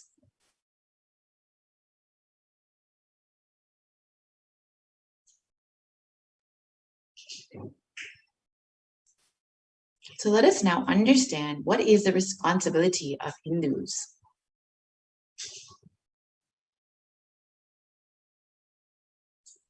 Hinduism represents the world's most ancient and yet progressive indigenous spiritual tradition.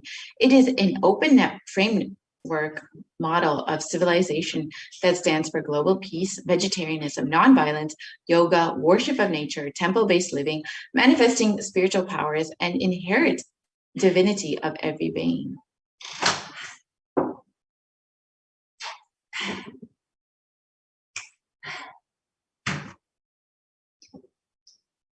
The Hindu nations were ecosystems where more and more enlightened beings could be produced, so that enlightened civilization could be kept alive and its great gifts shared with the world.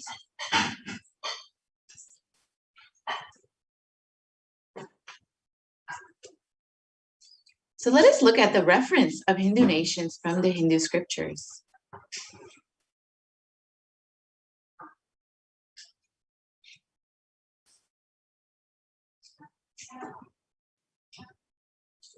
The Hindu nation that was ruled by Bhagavan Rama, the Ramarajya, let us look at the description from that in the Valmiki Ramayana, in the Yuddha Kanda. It describes that there were no widows to lament, nor were there any danger from wild animals, nor any fear born of diseases. The world was bereft of thieves and robberies.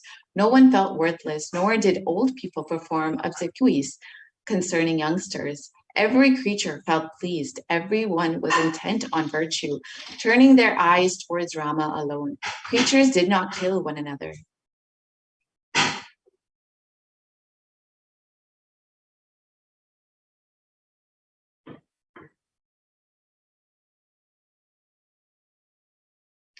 And people survived for thousands of years with thousands of progeny, all free of illness and grief. The trees that there were bearing flowers and fruits regularly without any injury by pests and insects. The clouds were raining in time, and the wind was delightful to the touch. Every caste was performing their own duties, satisfied with their own work and bereft of any greed. People were intent on virtue and lived without telling lies. All the people were endowed with excellent characteristics. All were engaged in virtue.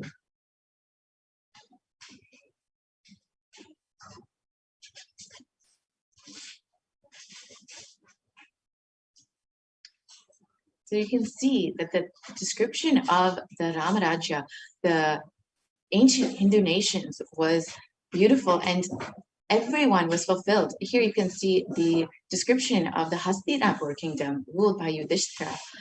The Devas granted rains to fulfill all wants. The world became free of all diseases. There was no hunger or thirst anywhere. There was no mental suffering. Those without livelihood were given livelihood. There was abundance all around. There was no worldly worries left for anyone, and there was no cause to fear either. Happiness on earth was in fact even greater than in the heavens. And this is the description from the Srimad Mahabharata of the Hastinapur kingdom.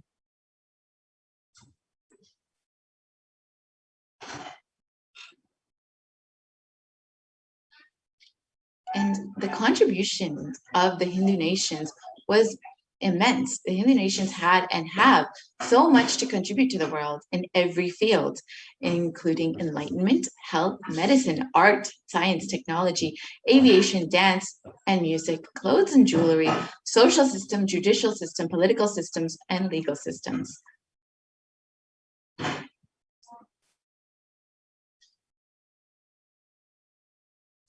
So how were these Hindu nations destroyed over time?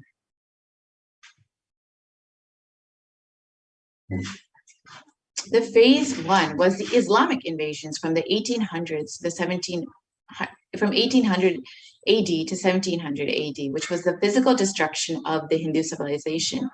And the description from Will Durant in the description of the Islamic invasions is that the Mohammedans' conquest of India is probably the bloodiest story in history. The Islamic historians and scholars have recorded with great glee and pride the slaughters of Hindus, forced conversions, abduction of Hindu women and children to slave markets, and the destruction of temples carried out by the warriors of Islam during the 1800 AD to 1700 AD. And millions of Hindus were converted to Islam by sword during this period. Millions more were raped and murdered and dismembered.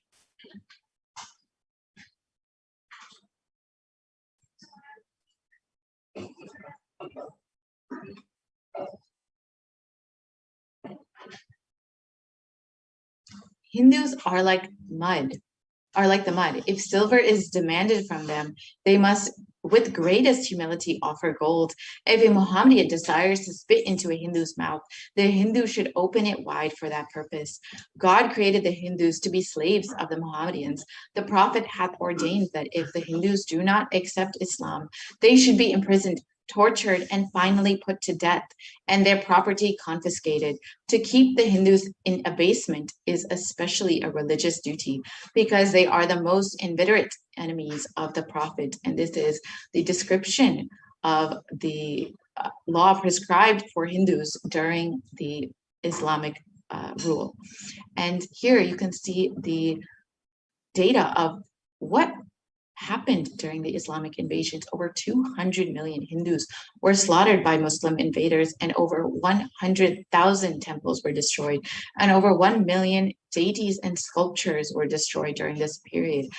And in the words of Kanhad De Prabhanda, the conquering armies burnt villages, devastated the land, plundered people's wealth, took Brahmins and children and women of all classes captive, flagged with thongs of rawhide, carried a moving prison with them, and converted the prisoners into obsequious Turks.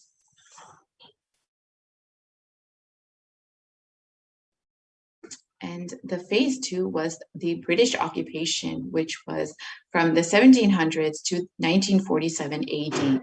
And this was the economic and psychological destruction of the Hindu civilization. And in the words, again, of Will Durant, a historian of the Indian civilization, I have seen a great people starving to death before my eyes. I'm convinced that this exhaustion and starvation are due not, as their beneficiaries claim, to overpopulation and superstition, but to the most sordid and criminal exploitation of one nation by another in all recorded history.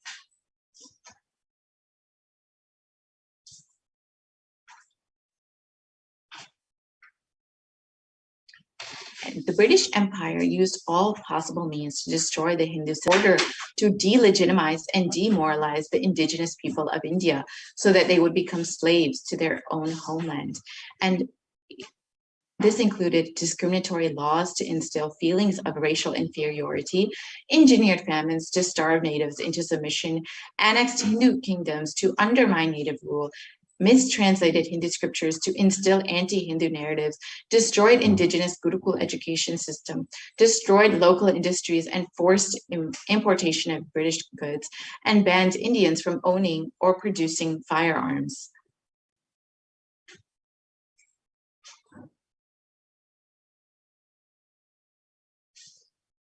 And during the British occupation, over $45 trillion were looted from India over the course of 200 years, and 45 million Hindus died due to famine and poverty imposed by the British policies and reprisal killings of 1857 mutiny, and over 680 native kingdoms were usurped by the British Raj.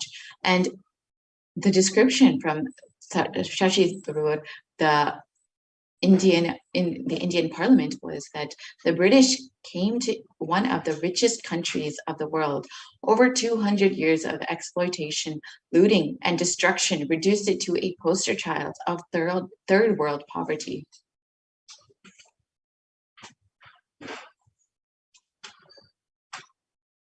And the phase 3 was after independence from 1947 to present, which was when India became a secular country.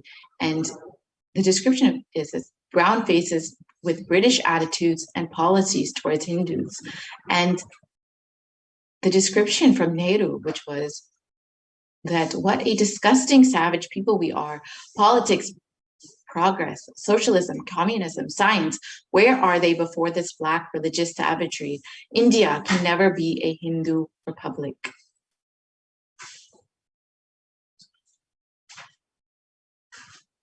And the first law minister and the principal architect of the Indian Constitution described that if Hindu Raj does become a fact, it will no doubt be the greatest calamity for this country.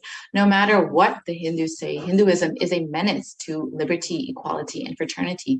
It is incompatible with democracy. Hindu Raj must be prevented at any cost. And these are the descriptions from the first leaders of the independent India after colonization. You can see how much of discrimination and prejudice they had against Hindus. Therefore, it was very much, despite India being a secular country, it became very much a hostile environment for Hindus. And the modern Indian legal system, academia, and media all systematically undermine, suppress, and delegitimize Hindu institutions and cultures. And India's constitution has established government control and taxation over Hindu temples, schools, and much more, while other religions are free from this interference. And Articles 27 to 30 of India's constitution discriminate against Hindus by giving special rights and benefits to non-Hindus. And this includes government benefits, scholarships, and much more. And Hindu kingdoms and self-governance was completely abolished during this time, and anti-superstition laws were passed to criminalize Hindu practices. And the mainstream Indian academics describe Hindus as sexist, racist, backwards, and oppressors. And the negative media portrayals of Hindus in Bollywood and TV are very prominent in today's culture. And you can see how every aspect of society has been created to be anti-Hindu, to drive the agenda of this anti-Hindu agenda. And you can see that the media narratives were used to stereotype and demoralize Hindus.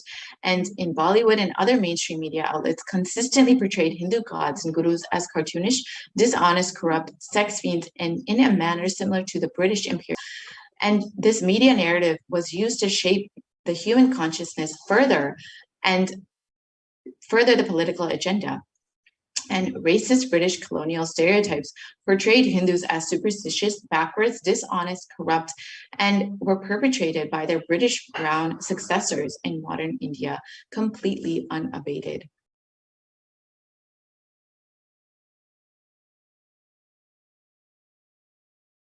So why do we need to revive the Hindu nation?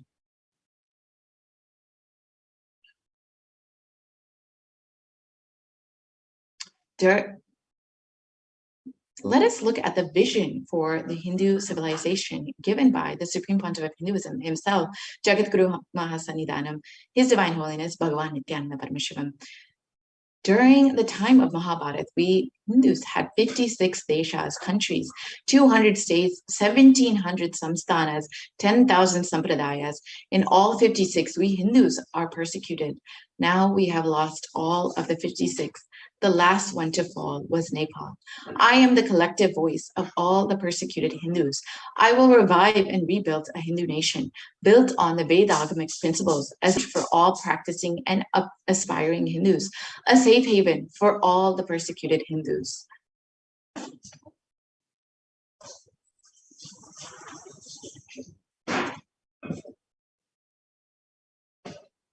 So what is Kailasa?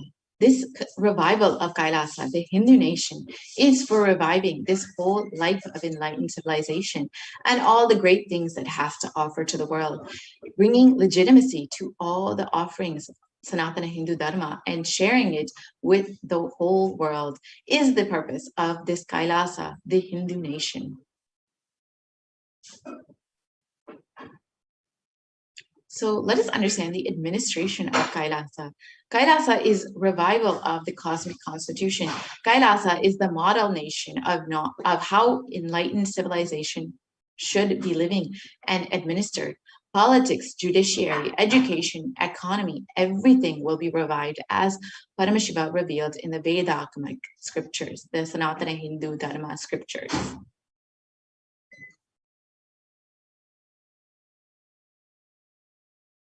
Being one of the most persecuted civilizations, Hinduism is on the brink of extinction, such that the next generation may know about Hinduism only through history books.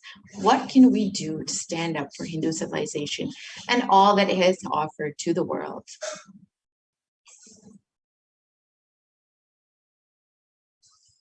Today, Hinduism is a political orphan. The preservation and restoration of Hinduism's spiritual and cultural heritage is impossible without a national identity.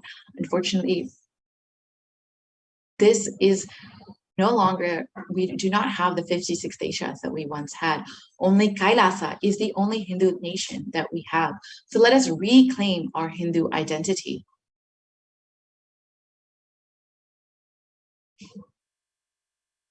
Hinduism is responsible for our successful life. If you are happy, healthy, wealthy, rich, successful, respectable, have a stable family life, have the best mental health, Hinduism is responsible. The Hindu identity is responsible. The Hindu scriptures are responsible. It is the Hindu scriptures which have given us the best mental setup, all the best things we Hindus have. The Hindu scriptures are responsible for our beautiful lives. Hindus are the richest and most successful ethnic group in the world. Hindu scriptures, Hindu lifestyle, our enlightened masters are responsible for this. Hindu thought currents that are responsible for this. And here you can see that Hindus are the most educated group in the US, according to a report published in the Hindustan Times.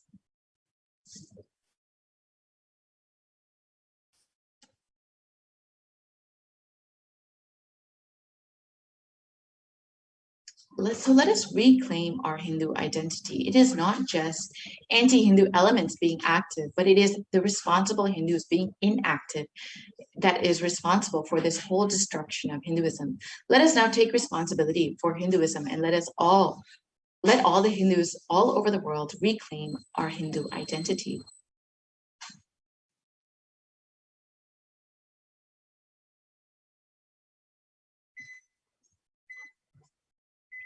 So let us understand what is our responsibility as Hindus. It is the responsibility of Hindus to revive the enlightened civilization again and again and give all the gifts of the enlightened civilization to humanity. The revival of the enlightened civilization, the Kailasa, the Hindu nation, is the survival need of the humanity.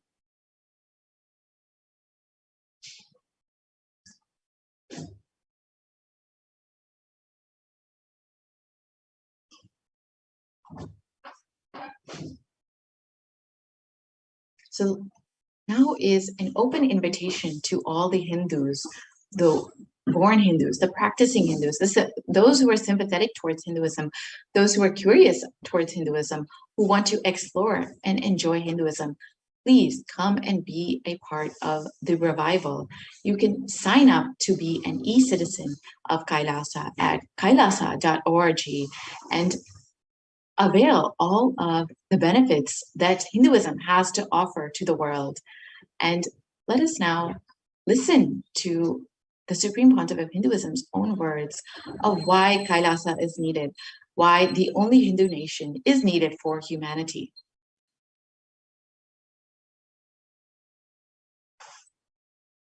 Contribution. Hinduism, Veda Agamas have great things to contribute to the world. Like the great power manifestation science, the ancient culture and arts, the ancient lifestyle truths, the ancient medical practices and medicinal knowledge, the ancient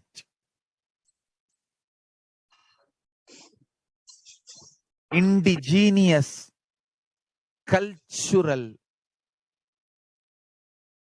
heritage and jewelry, perfume, dance, music. In every level, Hinduism has so much to contribute. Veda Agamic traditions have so much to contribute. To share all this with the world, to contribute to the world.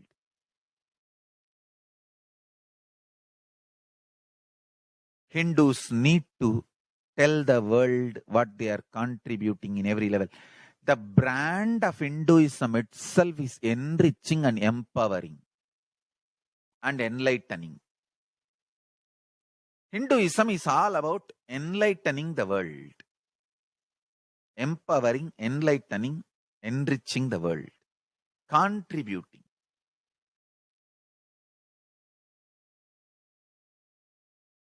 That is our spiritual life.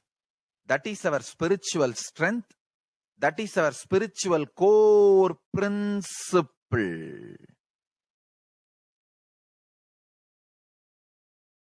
O humanity, I request you with folded hands, some one corner of the world, if you just give me few hundred acres, I will keep this whole science alive. Leave it for the whole humanity freely. Fortunately, Paramashiva has given me the power to decode all this Hindu medicinal system, Hindu judiciary system, Hindu social law and order system, Hindu power manifestation system, Hindu mental sciences system, Hindu yogic sciences, the sciences of Hindu biology, Hindu physics, Hindu psychology, Hindu physiology, Hindu chemistry, all this Paramashiva has given me the power to decode. Whatever the remaining scriptures are available with the humanity, Paramashiva has blessed me, and I have collected. Not only I have collected and organized, I can decode. This whole science can be kept alive in any one corner of the world. Just few hundred acres are given for me to live peacefully and exist peacefully. I can store this whole thing alive and contribute it to humanity. Humanity can become better and better and better. I can make the planet Earth so much better place to live. I am here to contribute. and I'll continue to contribute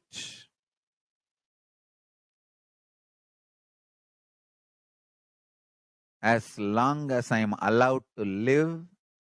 I will contribute. I have collected all the remaining available scriptures, maybe 2 crore books.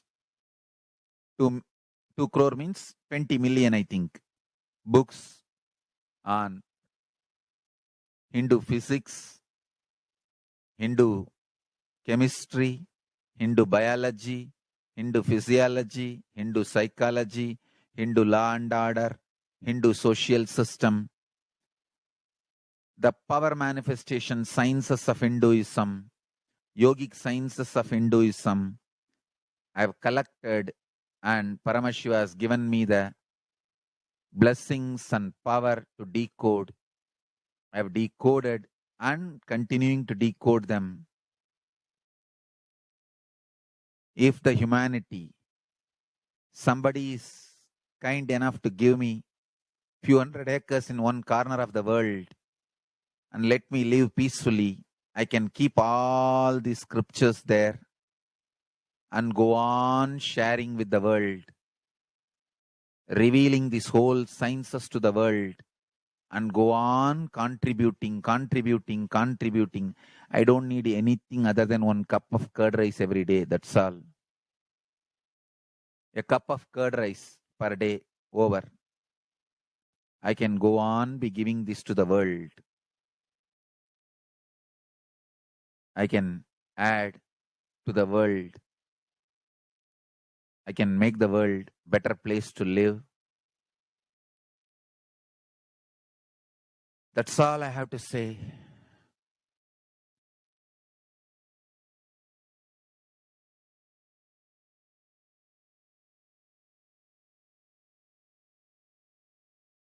Thousands of medicines are described detail in ancient Siddha and Ayurvedic scriptures. Paramashiva has given me the power to decode them, read them, and properly translate and map them to the modern day human language. And I am ready to work 20 hours a day. I just need few hundred acres where I can sit peacefully and keep this library, run a Gurukul where thousands of people can learn this and share it with the world. Understand?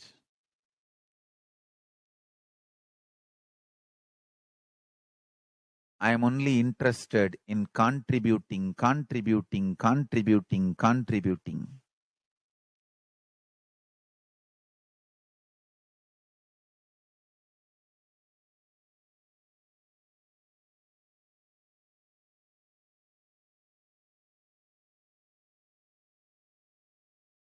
If we can decode all this great knowledge, whole world can prosper from this knowledge. Whole world can enjoy from this knowledge. If I prosper, I will only create a university. I will not create anything else. If the Hindus prosper, they will only create education institutions. Because Hinduism is all about giving, contributing. If I prosper, I'll create university, that's all. Kailasa is all about university to decode the ancient sciences and share with the world. Understand?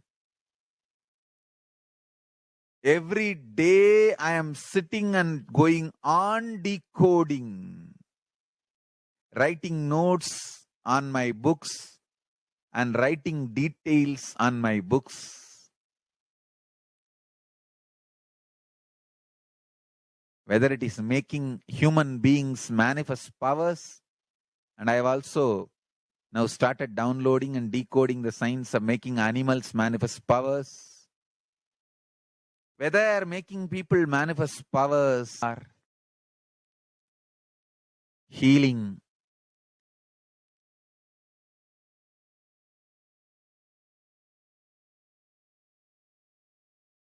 in every level, life is all about contribution, contribution, contribution.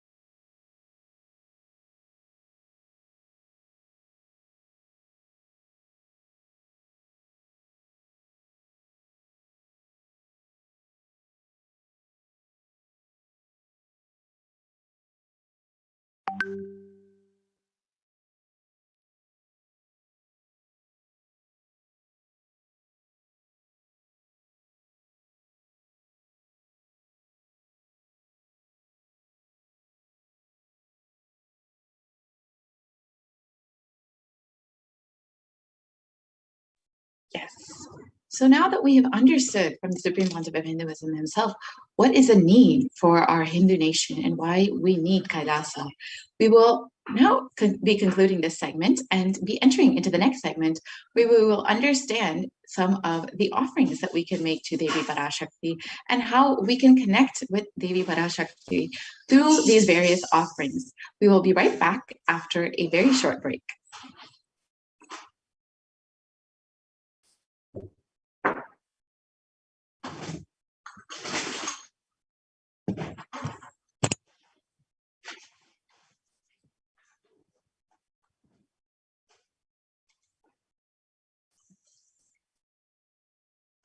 What I mean by the word e-Kailasa, listen intensely. Enlightenment ecosystem, literally enlightenment itself, in your own home, wherever you are. If you cannot come to Kailasa, it's okay. Kailasa can come to you.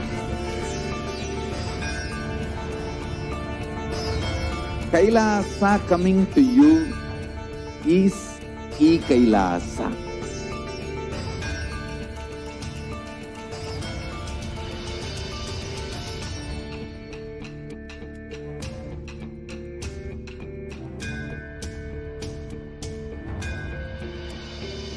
I will revive Hinduism.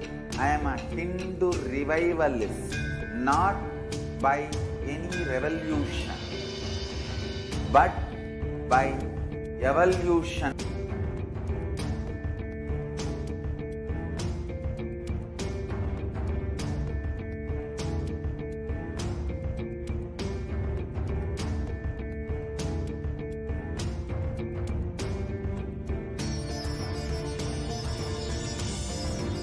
And setting model communities.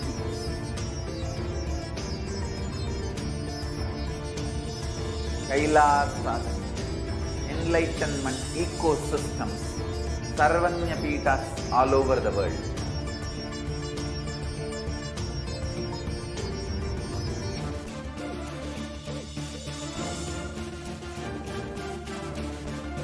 All powerful cognition, knowledge, only when you live, power manifestation and possibilities manifestation happens. It's a fundamental truth.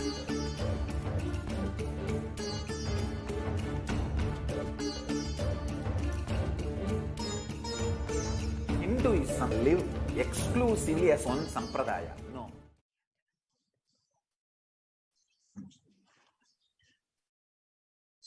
Nithyananda.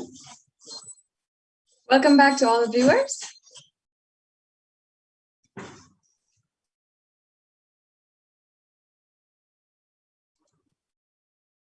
Now we'll be entering into the next segment of today's program, the offerings that each and every one of you can make that are made available from Kailasa, from the Nithyanandeshwara Paramashiva Devalaya, so that you can experience the ultimate oneness experience with Devi Parashakti.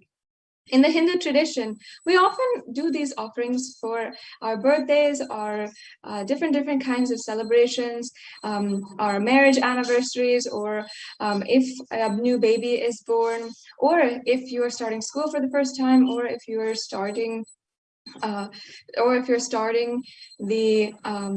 starting school for the first time, or if you're starting a new business endeavor or anything like that. We often invite God into our lives. We offer our respect, our gratitude for having guided us, protected us, and ensured the most auspiciousness happens in our lives thus far, and we request their guidance further in our lives. And you can really see that an offering is the giving of a divine gift of pure love, devotion, and oneness, and it consists of two parts, giving and accepting.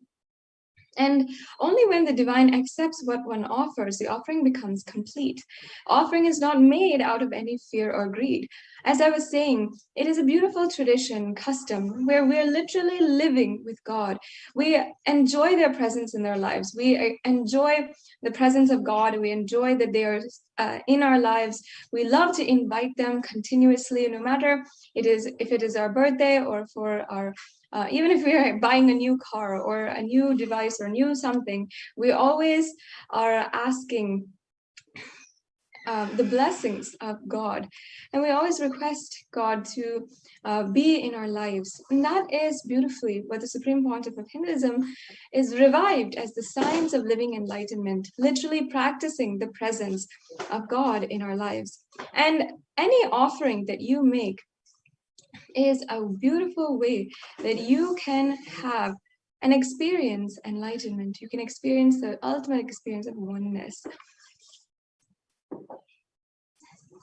Now, before we are entering into the next segment of today's program, let us first invoke the presence of Devi Parashakti, Manonmani, who is the beautiful form of Devi Parashakti sitting on the lap of Paramashiva.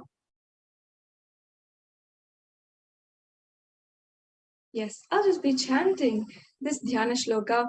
Deeply sit and imbibe the sacred vibrations that I'm chanting in Sanskrit, the sacred mantras. This literally, even if you don't know the meaning, can literally conjure, can literally invoke the presence of Devi Parashakti amongst us now. So deeply, let us pray as we chant the Dhyana Shloka.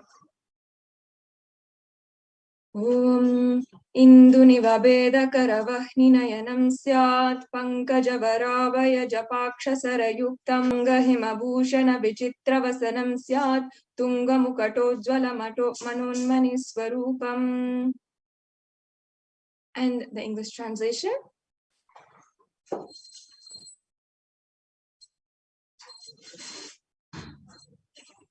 The English translation continues. Moonlight face holding the Vedas on hand, fire in hands, with lotus flower gracing and blessing, and one hand with the Japamala, beautifully decorated with jeweled ornaments and wonderful clothes and shining bright crown. Her name is Manonmani.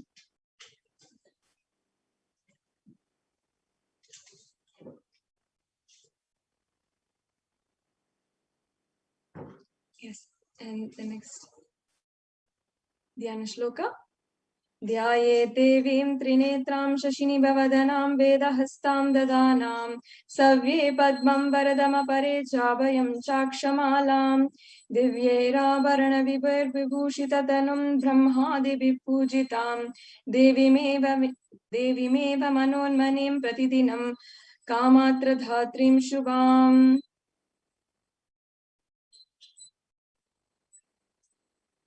And that English translation. I meditate on Devi with 3 eyes glowing like the moon and holding the Vedas, lotus and gracing with blessing and gracing hands. She is wearing beautiful ornaments and she is worshipped by Brahma and other many gods and showers auspicious boons for all actions every day.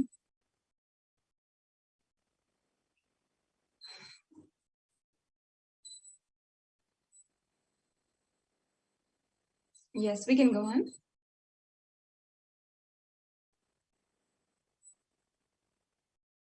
So now, before we enter, having thus invoked the divine presence of Devi Parashakti right now with these chants, let us now understand, before we enter into the exquisite array of offerings that we have for each and every one of you to do today, we can enter into the segment by understanding the significance of the divine element gold. And many of these offerings, as you will see, are in gold. They are offerings of gold jewelry. And you will see that even many of these divine offerings have Western equivalents, if we can say. It's not, and Western society has taken these jewelries, these ornaments, and implemented them in that society.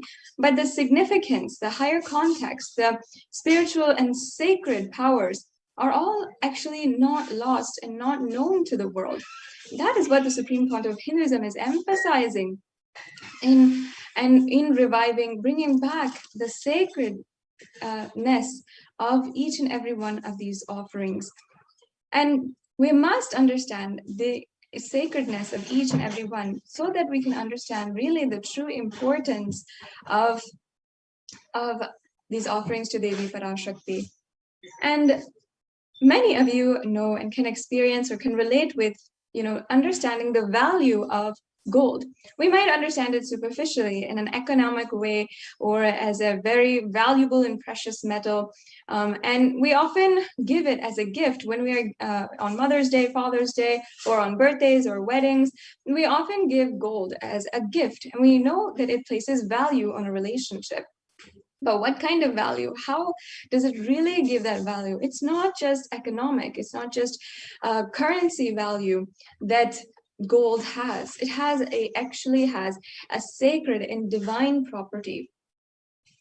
And in fact, in the Atharva Veda, one of the scriptures of Sanatana Hindu Dharma, one of the oldest scriptures, a part of the Chatur Veda, there is a verse where it describes the virtues of gold. And I'll just be reading out here the English translation. As you can see, the Atharva Veda, chapter 5, line 28. And it says, triply born by birth is this gold. From the atoms of Agni is one. It becomes dearest to Agni. One fell away from the Soma when it was heard. One they call the seed of virtuous and powerful Apaha, watery molecules. Let that triple gold be for your long life. And once again, here it says, the seed of virtuous and powerful Apaha and the triple gold be for your long life, meaning that it was already then associated with higher powers and virtuousness as well as immortality. And as we were saying, beyond what we usually see or what we usually understand for gold, gold is a divine element. It purifies anything that it touches. It is an element of spiritual significance and great spiritual power of healing and enlightening. And the vibration of gold has the power to infuse sattva energy and positive thought currents in anyone who wears it or even anyone who operates in its vicinity. So this, as you can see, is a very significant part of gold.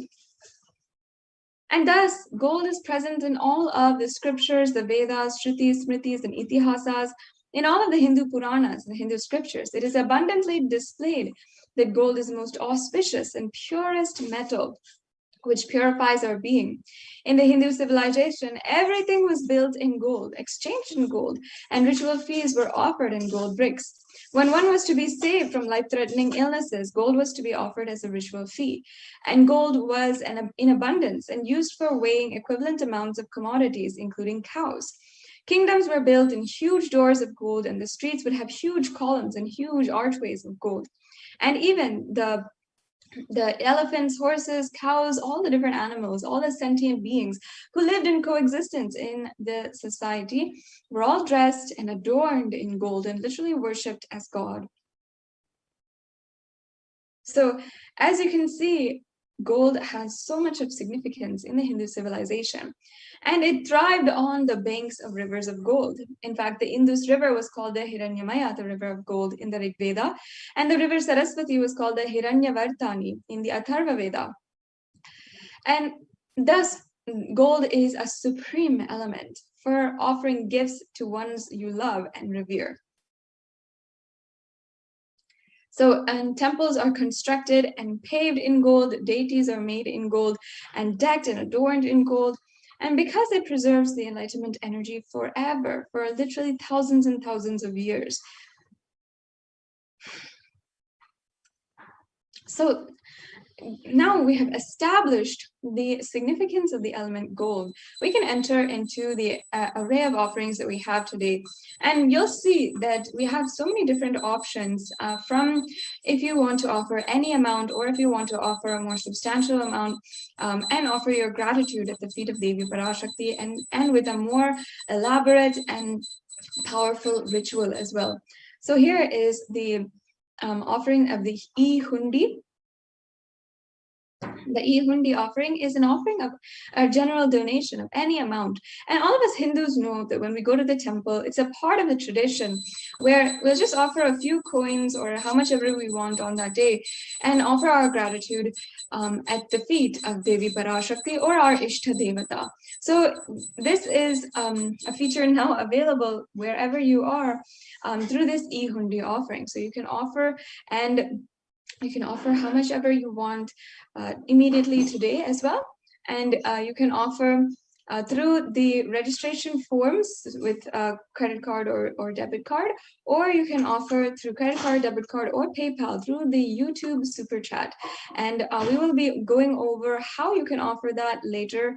But let us now chant the verses where it refers to Devi Parashakti as the one who removes all fears.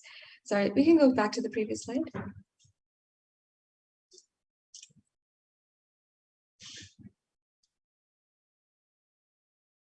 Yes, so I'll just be chanting the verse. Can we go back to the previous slide, ma'am? Yes. The previous slide, please.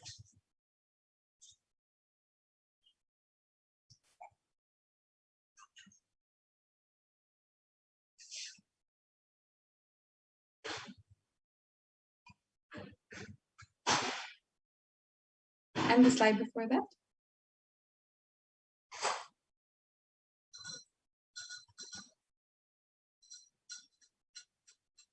Yes. So I'll just be chanting this verse. Bhakti Priya Bhakti Ghamya Bhakti Vashya Bhayapaha Shambhavi Sharadaradhya Sharvani Sharmadayini. Devi is fond of true devotion and is realized through true devotion. She can be won over through true devotion and she removes all fear. Yes.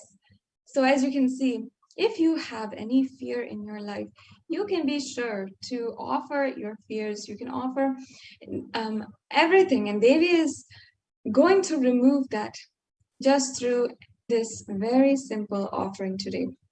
So you can just drop all your fears, surrender at the feet of Devi Parashakti, and you'll be able to surrender ultimately and experience oneness with Devi Parashakti.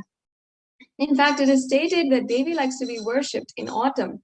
And here it is not meant the autumn of our lives, but when, it is not meant like the seasonal autumn, but the autumn of our lives when thoughts turn more and more inwards. The role of the divine is known and understood clearly. The need for Devi worship becomes stronger. So, as you can see, we have a breakdown here. The Shambhavi is actually the consort of Lord Shambhu. Sharadharadhya means the worship of Sharadha. Sharvani means the wife of Lord Shiva. And the Linga Purana says that Lord Shiva is called Sharva in his earth form. And Sharmadayini, Devi who bestows happiness on his devotees. So you can offer this offering today. It's a very easy offering as well.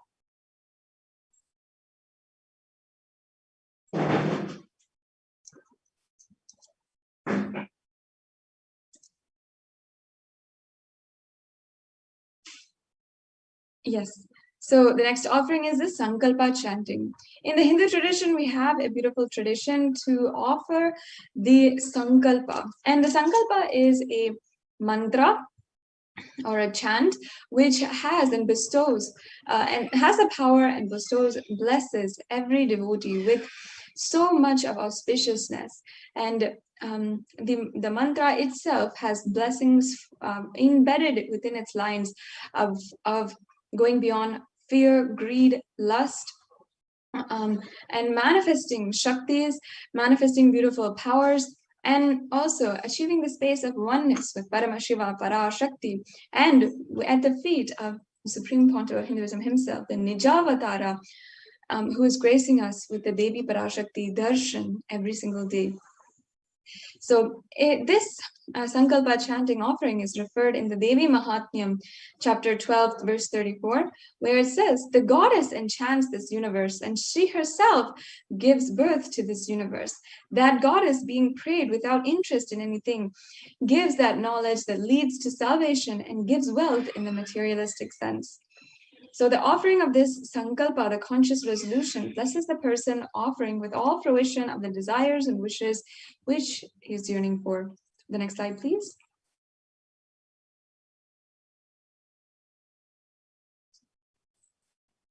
The next offering is the Swarna Kasu, the Sahasranama Swarna Kasu. In the Lalita Sahasranama, verse 734, Devi Parashakti is described as Nama Parayana Prita, she who likes the repetition of her own names, so and her various names. So this is the offering as an ode and tribute to that. We're offering the 1008 names of Devi Parashakti, and it's actually a very special offering because we are offering this Archana to the Mahameru of Devi Parashakti. You can offer the gold coin inscribed with each of these 1008 names and receive the blessings to have the Ananta Kalyana Gunas, all the divine qualities of Devi Parashakti. So if you'd like to go ahead and proceed with any of these offerings, you can go to tiny.cc/Devi-offerings. If you want a little bit of help and you're not sure how to make the payment, then you can stay tuned and we will be going through how you can pay in just a few minutes. We'll now proceed with the next offering. This offering is the Mukta Anguti, the pearl ring. And I'll just chant the verse here. Muktaharanala satkirita ruchiram purnendu vaktra prabham shinjannu purikinkini manidaram Padma Prabhavasuram Sarvabeta Palapradam Girisutam Vani Rama Sevitam Meenakshim Pranatosmi Santatamaham Karunyavaram Nidim. And the English translation says, I bow down to the goddess Meenakshi, whose crown has garlands of pearls and face shining like the full moon, who wears anklets that are studded with gemstones and has small bells, who is shining like the splendor of a lotus, who grants all wishes, the daughter of the mountain, and who is worshipped by goddess Vani and Rama. I remain ever bowing to the goddess Meenakshi, the ocean of compassion.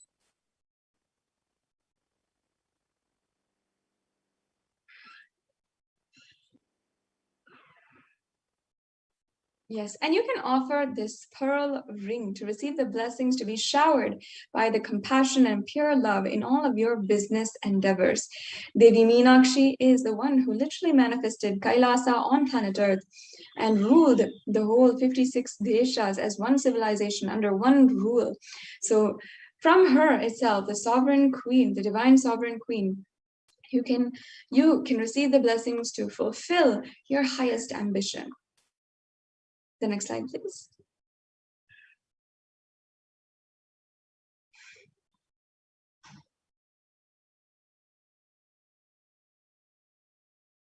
The next offering is the Swarna Padma Pushpa, the golden lotus. And in fact, in the Kamika Agama, the golden lotus has a reference, and it says here that all the kalasas should be wound around with suitable thread and covered with new cloth. They should be adorned with a lotus flower made of gold.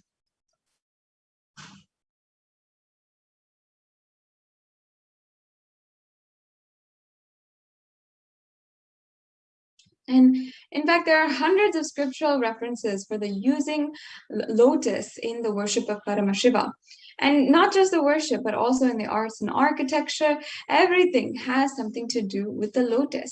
And even the representatives, even all the chakras are represented as lotus. So in fact, the Shakti of Paramashiva is also called the lotus. And the base of the Paramashiva Linga is also the lotus, and the disciple of Paramashiva is also considered as a lotus.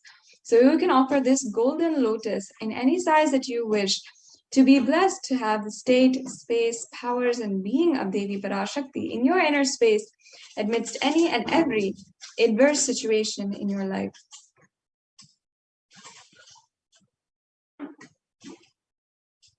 Yes, and the next offering is the Swarnameti, the golden toe ring. The toe ring is actually a very sacred, a very ancient Hindu custom, which is adorned on the feet of married women upon their marriage. And upon their marriage, they are literally given this toe ring with a ritualistic ceremony. And in that way, they are worshipped as Devi Parashakti. And in that ceremony, they are literally invoked as Devi Parashakti. And that is why they're given this gold, they're given this ornament. So I'll just be chanting that very verse that references Devi Parashakti as the one who liberates all karmas just from her feet. So we'll say Nakhadiditi samchatamod guna Padadvaya prabhajala parakruta saroruham. You whose brightness from toenails destroys the darkness of ignorance from the minds of your devotees who prostrate at your feet. You whose brightness from your 2 feet overpowers that of the lotus flower.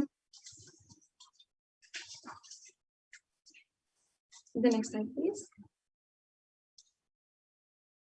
The next offering is, So yes, you can offer the toe ring to Devi Parashakti, adorning her sacred feet to be in constant gratitude for receiving her blessings, even in the most difficult aspects of life.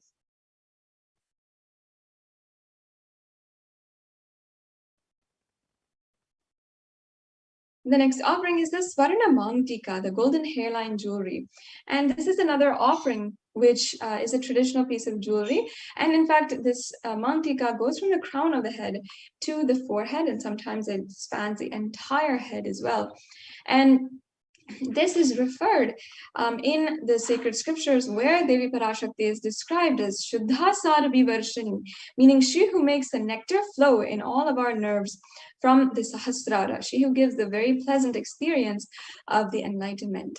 The Mangtika represents the nectar flowing from the Sahasrara chakra, which is fully opened. The Sahasrara chakra is the chakra center. And literally when that lotus is in bloom, and when that lotus is fully ripe and blooming, the nectar which is flowing from it is described as represented by the Mangtika. So you can offer the Mangtika to Devi Parashakti and receive the blessings of achieving the blissful state of overflowing gratitude and the space of complete completion. The next slide, please.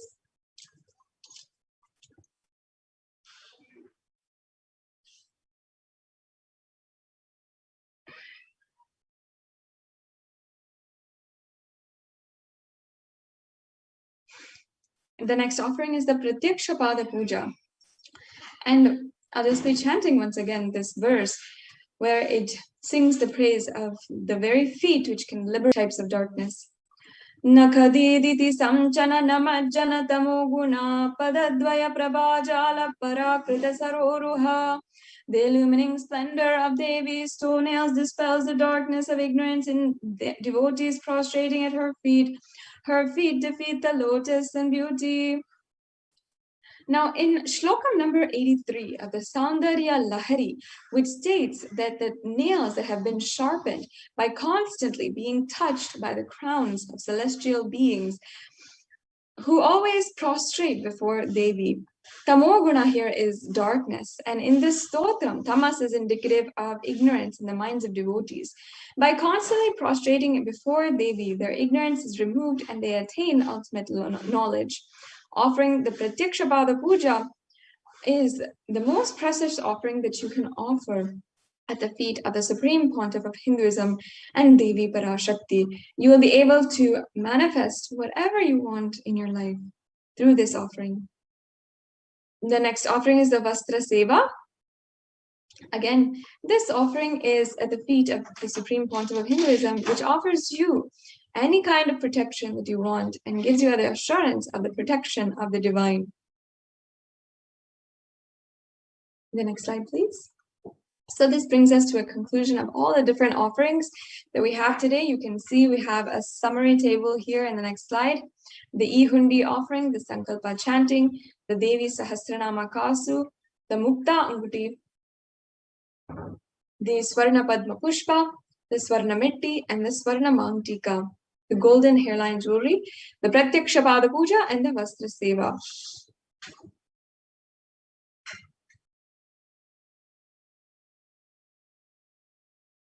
So today, you might be falling under two options here, or might be falling under two categories. One is if you are ready to offer and you're feeling inspired, you want to have this beautiful experience of oneness with Devi Parashakti and deepen your experiences with Devi Parashakti, you can go ahead and go to tiny.cc/Devi-offerings and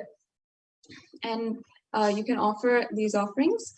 And you can go ahead with the payment link. After you're done with the payment, please ensure that you are filling out the Sankalpa 2021 form. And this form is extremely important in order for you to ensure that your names and the names of your people, your family members, and those who you're offering the puja on behalf of are also are chanted during the puja. And you also might be falling in the category of that you might be interested in this offering, but you need help in manifesting, or you need more details. So you can also fill out the registration form, the intention form at tiny.cc/Bhava Now I request if we can actually show these links, we can go to these links.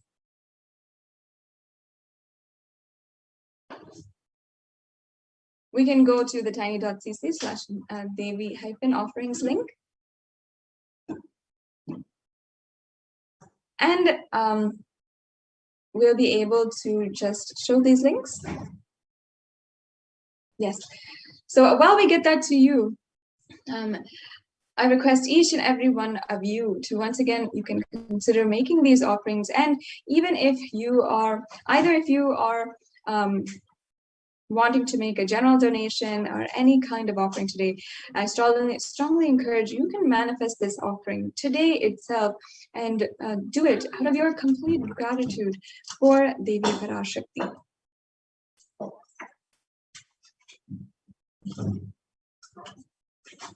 So we'll just be getting those links right to you. And we'll be able to show all the links, how to make the payment. It's a very easy process. You'll just need to go to the link provided. You can select in the drop-down menu the payment that the offering that you'd like to make, then proceed to checkout.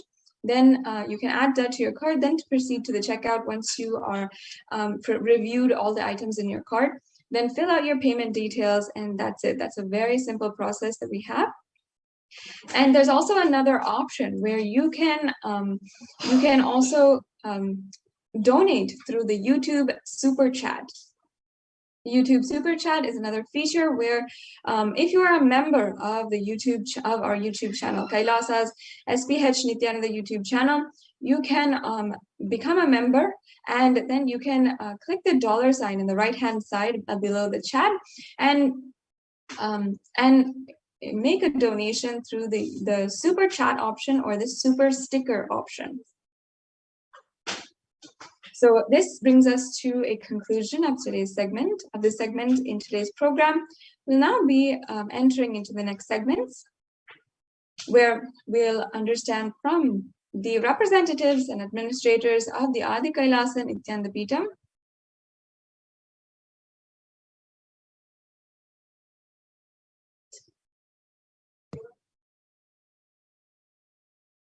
and we'll be right back with you after a quick break. What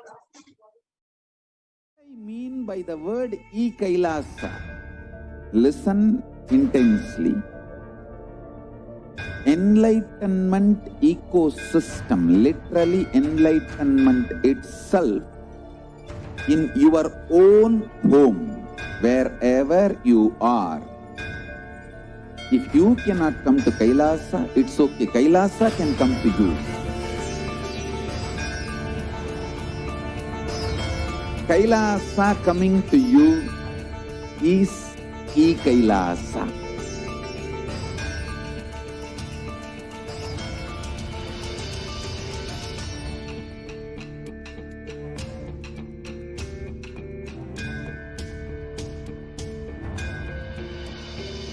I will revive Hinduism.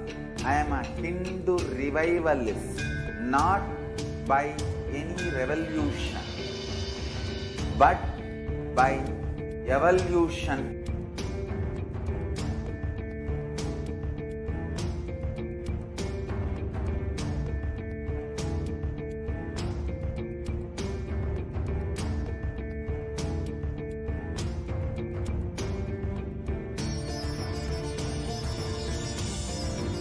And setting model communities.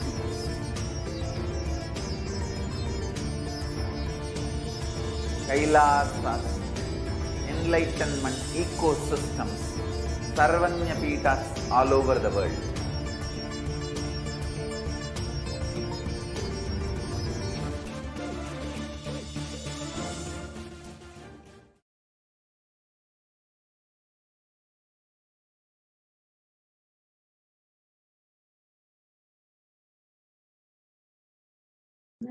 Nithyananda, with the Supreme Pontiff of Hinduism, Jagat Guru Mahasannidhanam, His Divine Holiness Bhagwan Nithyananda Paramashivam blessings. Let's start our next segment. Welcome back. Kailasa's Department of Enlightened Civilization presents that Kailasa's multi-layered quarantine opportunity for India during the COVID-19 as a practical solution resulting in health, joy, and bliss. So let's understand more details. So now let's watch what Devi Parashakti revealed, that Krimi Bhojanam. Devi revealed clearly about this pandemic, how it is going to affect the world. நீ சொல்லும் நபர்கள் போடும் சண்டை சச்சரவெல்லாம் எரியும் பெருநெருப்பில் இருக்கும் இரண்டு எலிகள் போடும் சண்டை போன்றது. யார் சரி யார் தவறென்பது இப்பொழுது முக்கியம் அல்ல. உயிர் காத்துக் கொள்ளுங்கள், எல்லோரும் நன்றாய் புரிந்து கொள்ளுங்கள். நன்மையைச் சொல்லுகின்றேன், உண்மையைச் சொல்லுகின்றேன். இந்திய நாட்டில் இருக்கும் மக்கள் எல்லோரும் கேளுங்கள். கருட புராணத்தில் வியாசன் சொன்ன கிருமி போஜனம் என்னும் நரகம் திறந்து நேரடியாய் இந்தியா மீது இடிபோல் விழுகின்றது. ஆதி கைலாசத்திற்கு ஓடிச் சென்று வருமுன் காத்துக்கொள்வது மட்டுமே ஒரே வழி. கொரோனா பெருந்தொற்று கொள்ளை நோய் கிருமி போஜனம் எனும் நரகத்தை பூமிக்கு கொண்டு வந்து விட்டது. அகோர தாண்டவத்தின் ஆட்டம் யாராலும் அடக்க முடியாத அளவிற்கு ஆரம்பித்து விட்டது. புதிதாய் உருக்கொண்டிருக்கும் இந்த நுண்ணுயிரி மயில்கள் கடந்தும் காற்றினில் உயிரோடு இருந்து மற்ற உயிர்களையும் அழித்து உடல்களை தின்னும் பெரும் வலிவு கொண்ட பேரசுரர்களாய் வலம் வரத் துவங்கி விடுகின்றது. நன்றாய் புரிந்து கொள்ளுங்கள். வருமுன் காத்துக் கொள்ளுங்கள், அது ஒன்றே வழி. அதற்காகவே ஆதி கைலாசத்தை திறந்து வைத்திருக்கின்றேன். உயிர் காத்துக் கொள்ள வேண்டி விரும்பும் எல்லோரும் ஓடுங்கள் ஆதி கைலாசத்திற்கு. இந்தியாவில்தான் இந்த நரகம் திறந்து உலகெங்கும் பரவப் போகின்றது. கிருமி போஜன நரகம் பூமிக்கு வந்துவிட்டது. மனிதர்கள் செய்த மகா கொடுமைகளினால். அன்னை முன்னின்று என் அடியவரை காப்பேன் சொல்வதை கேட்டு உயிர் காத்துக் கொள்ள விரும்புவோர் வருமுன் காப்பது ஒன்றே வழி என்று தெரிந்து செல்லுங்கள் ஆதி கையிலைக்கு.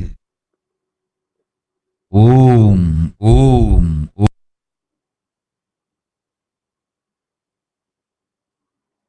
The translation of this revelation on 31st May 2021, Devi revealed that everyone in India, all of you listen, the hell of Krimi Bhojanam. Krimi is the micro insect and Bhojanam is the food. That was mentioned by Vyasa in Garuda Puranam that has opened and is directly falling on India as a thunder, running to Adi Kailasa and protection. From it is the only way. Deadly corona, life-taking disease has brought the hell known as Krimi Bhojanam to earth. The dance of Aghora Thandava, which no one could control, has started. This microorganism that has formed will be alive in air for miles together. Destroying other souls, it will eat bodies. It has started roaming as great demons with tremendous strength. Understand properly. Prevention is the only way. For that, I have opened Adi Kailasa. For those who want to save their lives, all of you run to Adi Kailasa. Only in India, this hell is going to open and is going to spread to the whole world. The Krimi Bhojanam hell has come to the earth because of the suffering done by humans.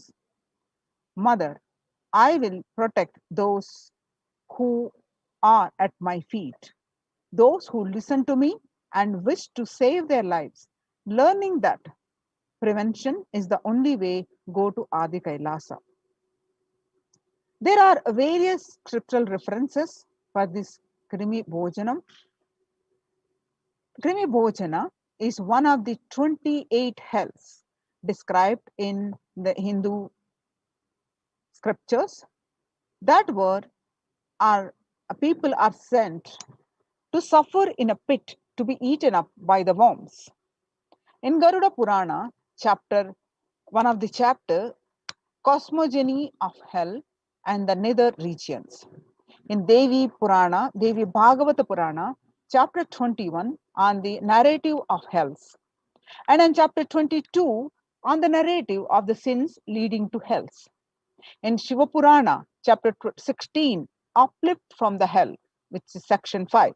And in Skanda Purana, chapter 12, redemption from hells. In chapter 2, the merit of visiting Setu. Chapter 30, the glory of Dhanushkoti. In the Brahmanda Purana, chapter 20, the hells in nether regions, and chapter 106, sufferings in hell. In Padma Purana, chapter 48, section on the nether world. So these are the various references on the Krimi Bhojanam. So having said that, now see what the situation across the world on this pandemic race. You can see the statistics across the world due to this pandemic. Total deaths so far is 3 million, and total confirmed cases are close to 140 million. And latest daily figures are 12,744 to, that is 56 days constant trend, and latest daily figures of deaths are 12,744 deaths on a day-to-day basis, and latest daily figures of the cases, confirmed cases, on 837,000. So the current state of the world of more statistics, and up to the last month, these are the cases. And you can see various statistics. So the world's most infectious disease now airborne. A quiet revolution has permeated global health circles. Authorities have come to accept what many researchers have argued for over a year. The coronavirus can spread through the air. That new acceptance by the World Health Organization and the US Centers for Disease Control and Prevention comes with concrete implications. Scientists are calling for ventilation systems to be overhauled, like public water supplies were in the 1800s after fetid pipes were found to harbor cholera. The cleaner indoor air won't just fight the pandemic. It will minimize the risk of catching flu and other respiratory infections that cost the US more than 50 billion a year. Researchers said in a study in the Journal Science on Friday, avoiding these germs and their associated sickness and the productivity losses would therefore offset the cost of upgrading ventilation and filtration in buildings. The world's most infected disease, now airborne, and the published by Mint. And he was right. The virus, which is SARS CoV2 virus, can travel on very small particles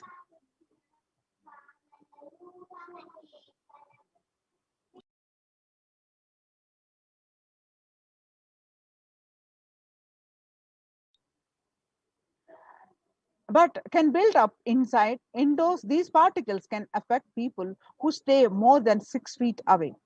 And the hedgepatch of mass Americans have adopted may provide some COVID protection, but they do not render an unsafe situation safe. Through scientists have been discussing airborne transmission for months. It was only last week that the WHO, the World Health Organization, and CDE made this official. With the vaccine rollout still in its early days across the world, those officials should follow this belated admission with guidance that unvaccinated people can use to minimize their risk.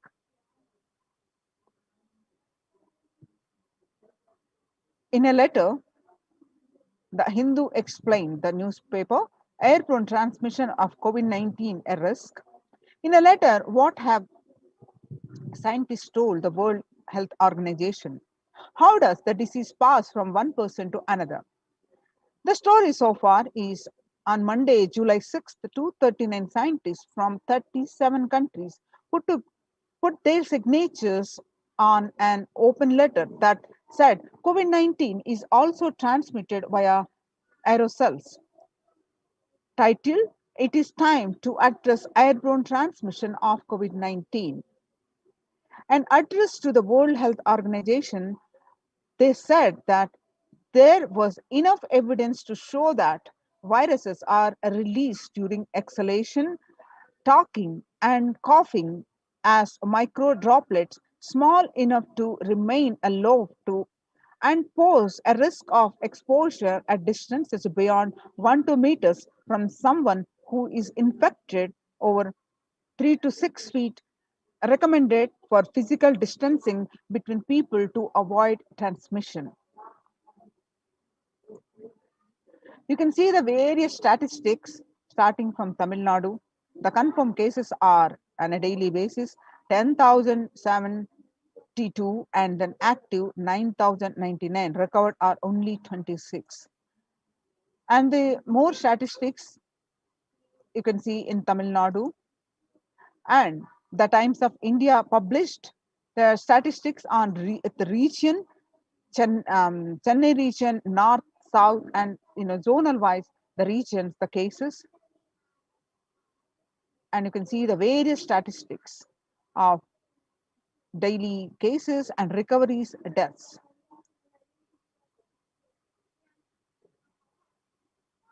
And in Maharashtra, the cases, confirmed cases are in lakhs, active are also in lakhs, and you can see the various statistics as of today. Current state of statistics in Maharashtra, Mumbai, and case summary in Mumbai, what it was in June 2nd, 3 lakh cases per day to 7 lakh cases, active cases per day.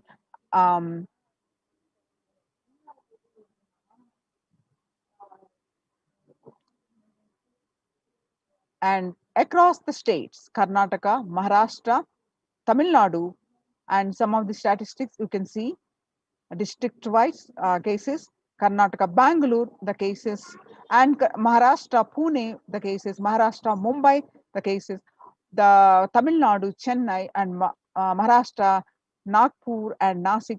You can see the various statistics and the deaths. The home quarantine is not possible in India, a statement made by the Indian government. The home quarantine is the prime reason for large number of deaths in Assam. The Himanta Biswa Sharma said, Assam Chief Minister Himanta Biswa Sharma said that the home quarantine is one prime reason for the large number of deaths during the second wave of COVID-19 in Assam. The Assam on Monday witnessed 92 deaths, which were single day deaths in the state. Sharma said that we have seen more death cases are happening from home isolation as several people do not keep oximeters and some do not read the counts in the meter properly.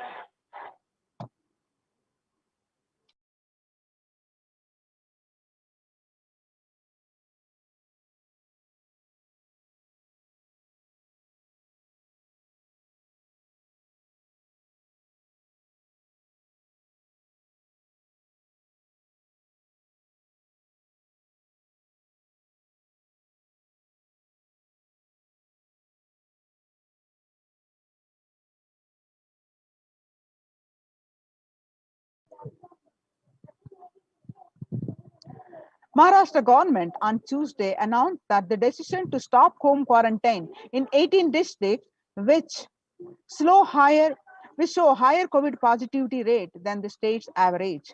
The state's public health minister, Rajesh Tope, said that the decision taken to ensure better healthcare facilities to patients in districts which are showing a higher positivity rate.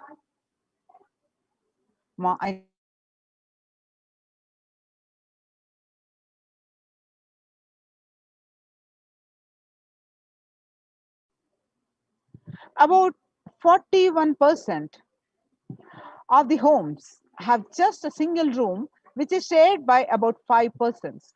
About 41% of the households in India have just one room or don't have an exclusive living room, and about 5 people share such accommodations. About 32% of households have 2 rooms, and adding to the O's is the fact that only 47% households have access to the water within the premises and 42% don't have a bathing facility within the premises. So that is the reason why on home quarantine is impossible for the majority of the Indians. The self-isolation for COVID-19 is impossible for 40% of the Indian families. In order to utilize India's healthcare infrastructure optimally to manage the expanding fallout of coronavirus, the central government on 27th April signaled a change in approach from mandating that every person who tests positive for the virus be moved to isolation beds in dedicated hospitals or units. The government allowed home quarantine for those with mild symptoms. The key additional condition was that their house should allow for self quarantine. That in India is easier said than done. According to the census 2011, about 42% Indian households were living in houses where an average three or more people were sharing a room. In the context of coronavirus, this challenge of physical distancing is greater in rural areas, that is 45% of the households, than in urban areas, 35% of the households. Only one state, Kerala, is looking relatively dignified on this metric. And all districts reporting at least 250 cases have anywhere between 34% to 54% households averaging three or more to a room.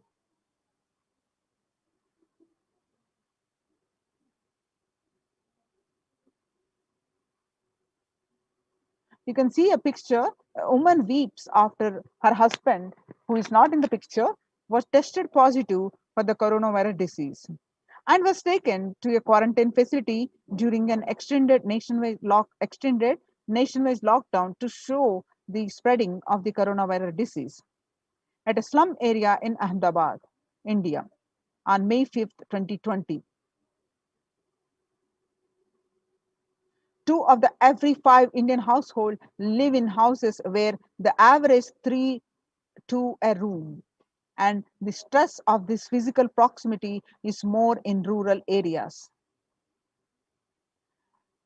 Where is the space for home quarantine in cities?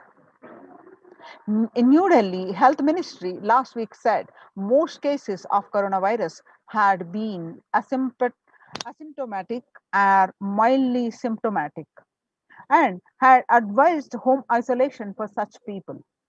It also said that 65% cases across the country were reported from the metros and big cities.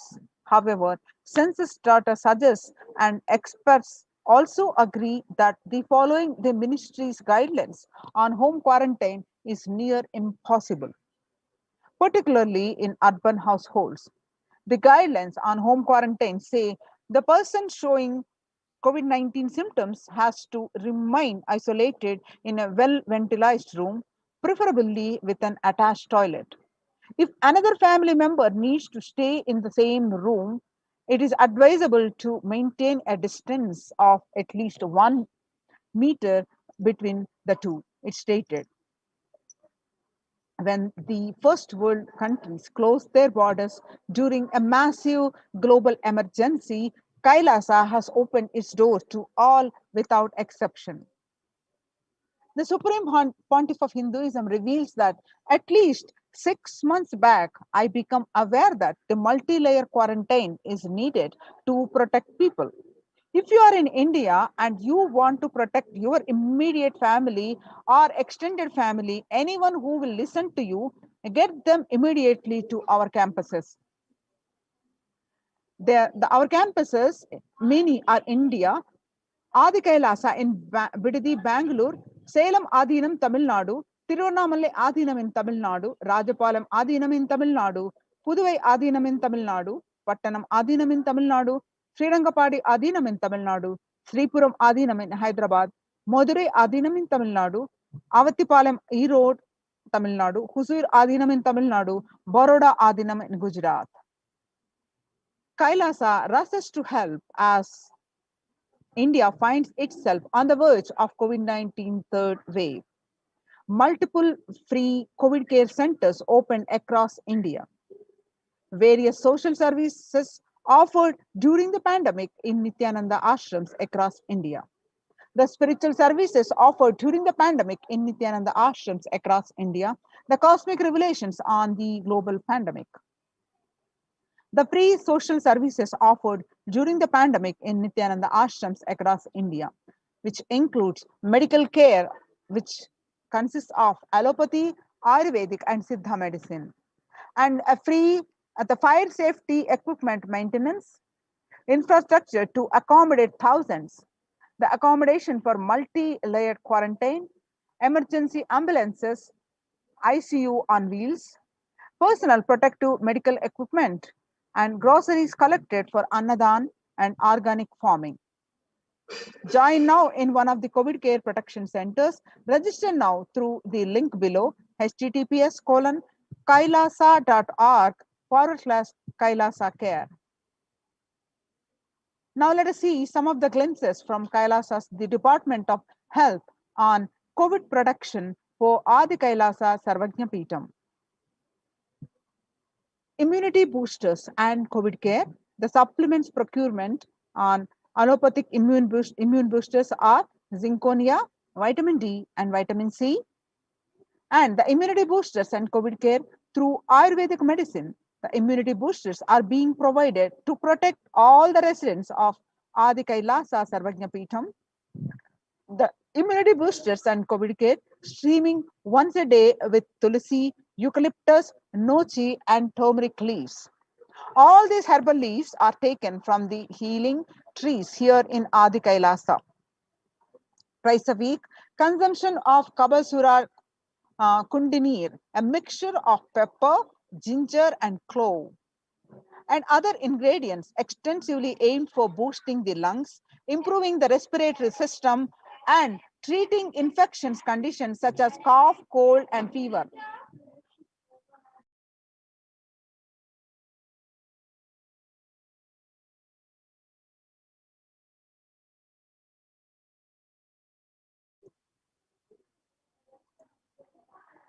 The Neelavembu Kundinir to be taken once a week, the Agastya Leham 5 days, and Talisadi Vatakam 3 to 4 tablets per day for 5 days, and Indu Gunta Kashayam Amritottara, the Kashayam, both for 5 days, 1 teaspoon with 50 ml warm water, and Sudarshana Gulika once every 5 days, and gargling with salt and turmeric twice a day, and spiritual routine Panchakriya, Haritaki, castor oil, neem juice, Prathama Vinyasa Krama, the yoga, and Trinetra Kumbhaka and Puja.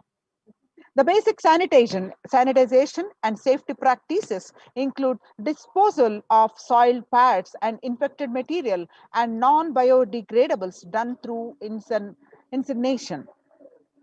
The RO water systems for drinking water, the cleansing and sanitization of overhead tanks, regular deweeding, maintenance and repair of electrical circuits, and communication facilities for safety of the residents, and compost pit falling with biodegradables. The diagnosis COVID care quarantine methodology includes immediately upon arrival to the campus, occupants will be quarantined for 15 days. The swab test, the RT-PCR test to be done on day 5 of quarantine. All food handlers to be wearing masks and gloves and keeping distance. Disposal of waste food to be done with gloves and masks. Disposal of gloves and masks by the incineration, and in case of emergency, protective kits ready at hand to take a COVID positive potential to hospital. The hand washing and infection control, washing hands as often as possible, thoroughly with the soap and water or with alcohol-based hand sanitizer. Avoid sharing any items, that is example, dishes, drinking glasses, cups, eating utensils, towels, bedding, or other items with other residents in the Adhinam. The mask protection. Wear a mask at all times when and if exposed to vendors or outside people.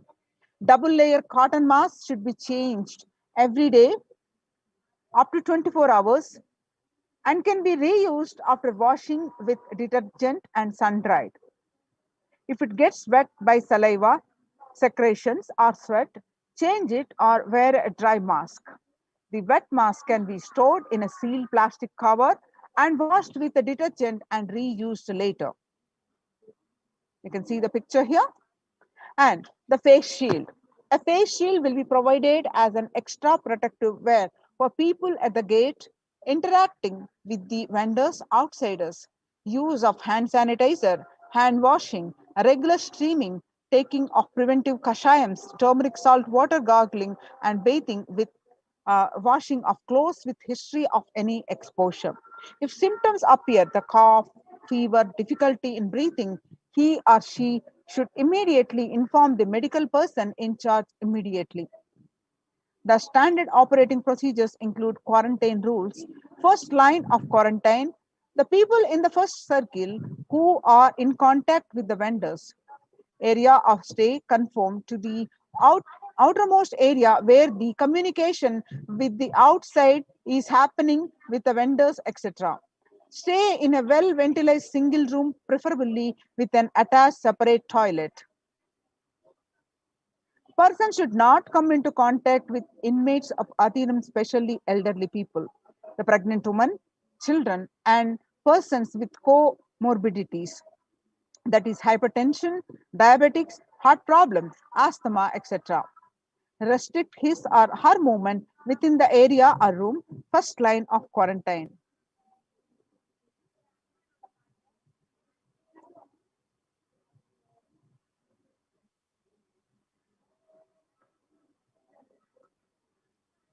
The standard operating procedures are delivery of packages. All parcels received at the gate should be sanitized, spraying with disinfectant. All deliveries will be contactless delivery. Wearing of face coverings and hand gloves are mandatory if contactless delivery is not an option, or request the delivery to be left in a protected and isolated place. The outer packaging of the item or product will be disposed before it enters the Adhinam. Packages will be quarantined before being delivered. All the delivery bags, boxes, containers will be thrown away after transferring the items to their respective places. All surfaces of the package will be cleaned with a simple disinfectant and left to dry. All hands which are handling the packaging will be thoroughly washed with soap and water or antibacterial solution frequently. All mail and packaged products which are non-perishable will be left outside for 24 hours before using them. Disinfection, that sodium hypochlorite, the bleach or chloride, will be used 1 teaspoon of bleaching powder in 3 cups. Alcohol at 70 to 90% will also be used for surface disinfection. Clothes to be washed separately with detergent and dried.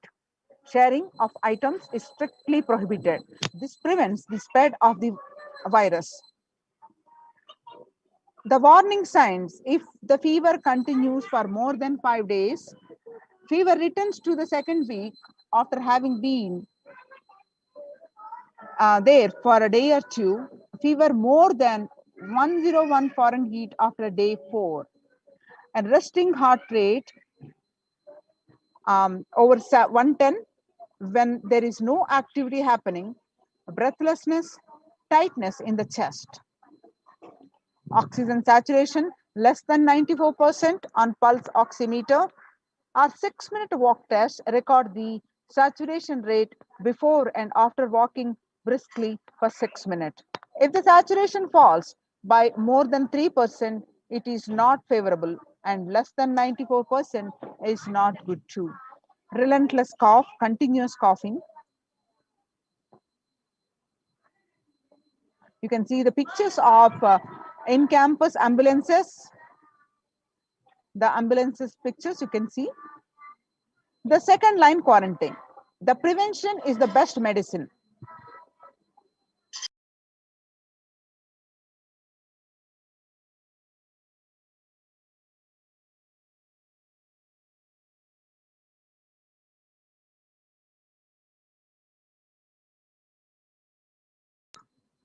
Prevention is the best medicine. In the second line quarantine, people who come in as newly will be given a separate room with toilet facility. Under no circumstances will they exit the room. Their designated quarantine person picks up the food after the person who serves the food is at safe distance of 6 feet. The food will be placed outside the door. Pressure, pulse rate, and oxygen saturation levels once a day or more often if the person is symptomatic. Please speak with the medical team. Take paracetamol if temperature is more than 99 Fahrenheit. Ensure good hydration. Have a nutritious diet and steam inhalation twice daily, and salt and turmeric hot water gargling twice daily.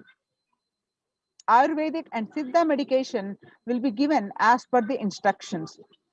Doctor will be contacted if there is worsening of symptoms for specific management, which could be further consultation, investigations, and treatment. Residents will be asked to continue taking medications if they are on a blood pressure, sugar, heart elements, etc. Doctors will be consulted if comorbid conditions pose a higher risk.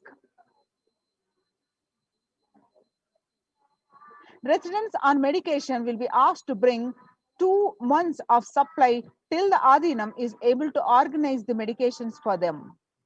Residents will be asked to take a long deep breaths, pranayama, lie in prone position on the tummy as much as possible so that the lungs expand well.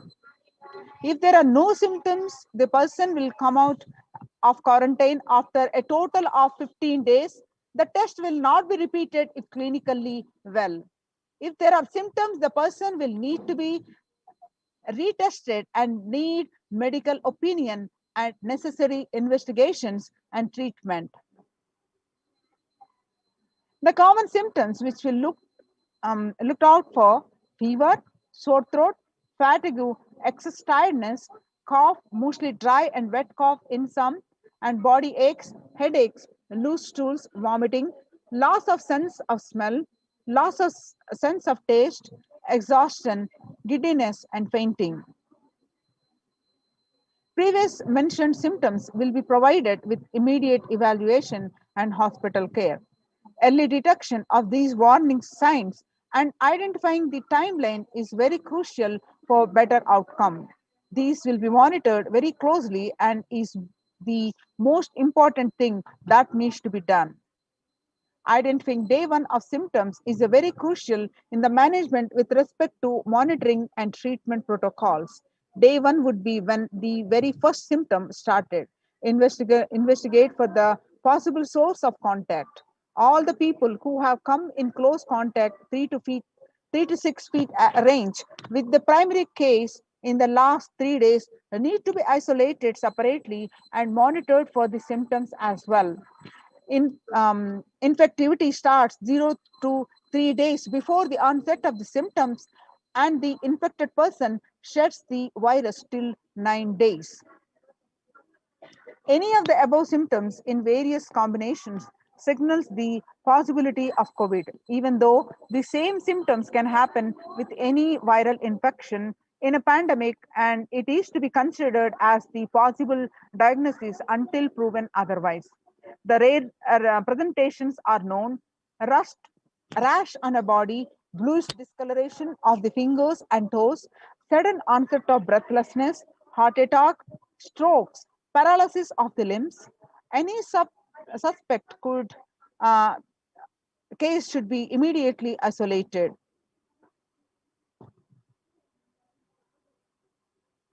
Now, the second line of quarantine includes no visitors to be allowed in the vicinity of the quarantined person. In case the person being quarantined becomes symptomatic, all the close contacts taking care will be quarantined for 15 days and followed up for an additional 15 days or till the report of such a case turns out negative on lab testing.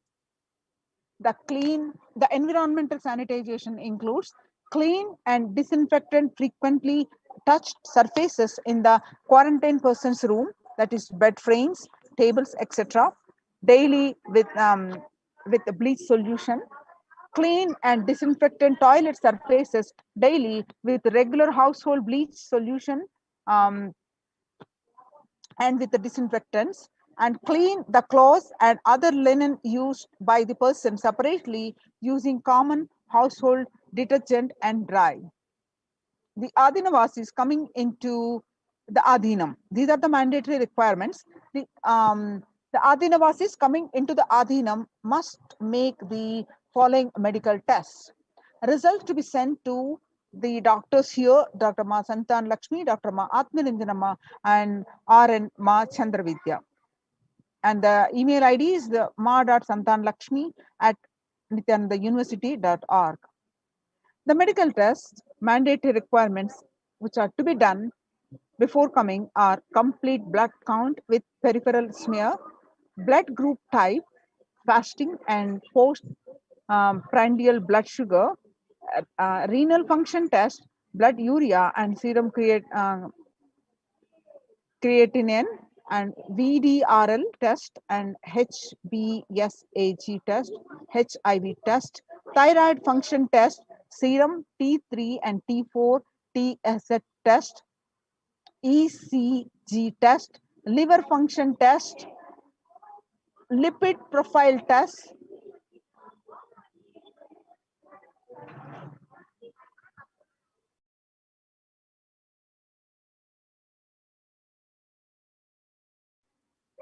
medical test. Please get your RT-PCR test for COVID-19 taken 2 days before coming into the Adhinam and send it to the previous mentioned email address to get clearance. The medical team will communicate to the admin of the respective Adhinam with regards to the medical status and approval status. Once communicated, the person should come into the Adhinam within 24 to 48 hours of the test.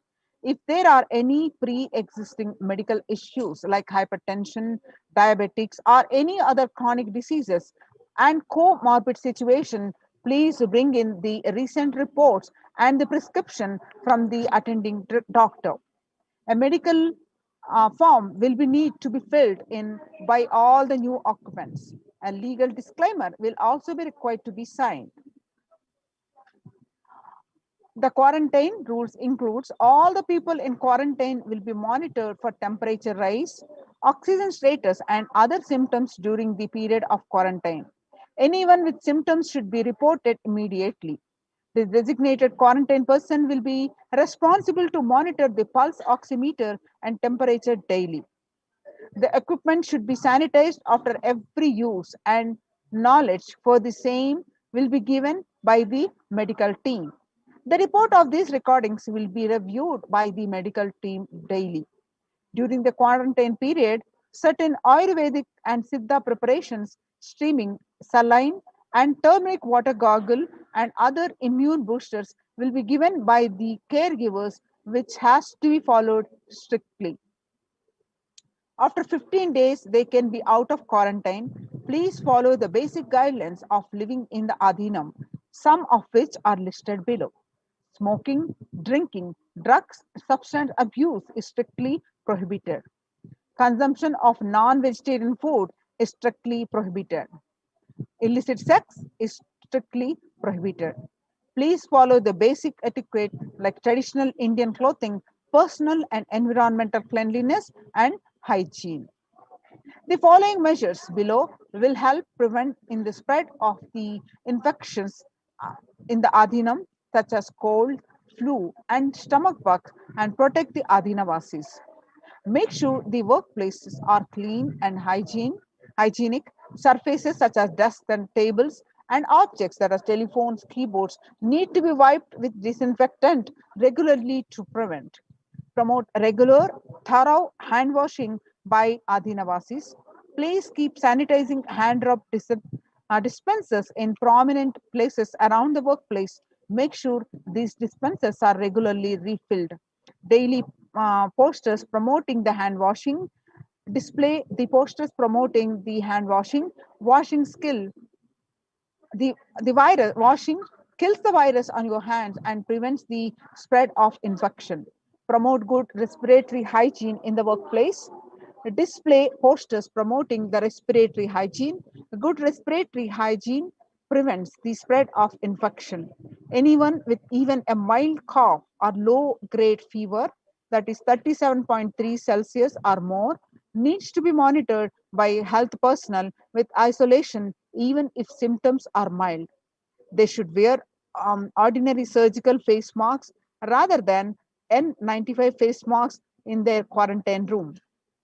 Medications such as paracetamol and ibuprofen or aspirin may mask symptoms of infection.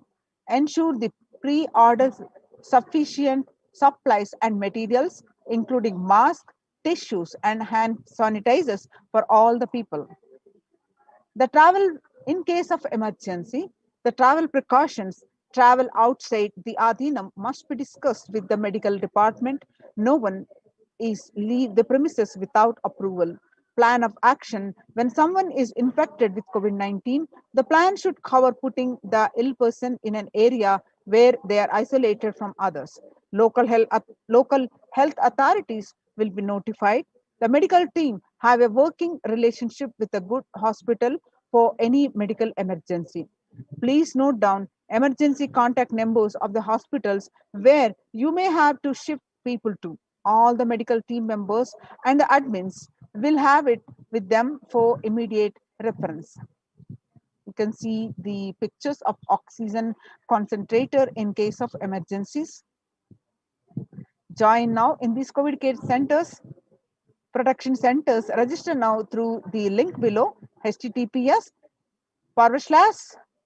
https://kailasa.org/kailasa care. The spelling I'll read out: https://kailasa.org, kailasa.org/kailasa care, KAILASAKE, Kailasa care. So now we will move on to the next segment after a short break.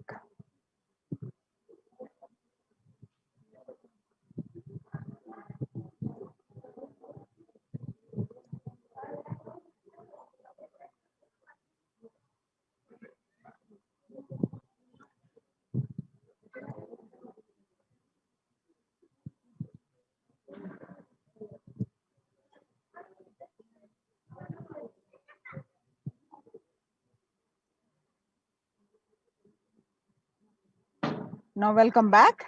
The Kailasa Department of Enlightened Civilization presents, with the blessings of the Supreme Pontiff of Hinduism, Jagadguru Mahasannidhanam, His Divine Holiness Bhagwan Nithyananda Paramashivan's blessings, multi-layer quarantine COVID care protection centers at the de facto spiritual embassies of Kailasa, how they are functioning, and we'll learn more details.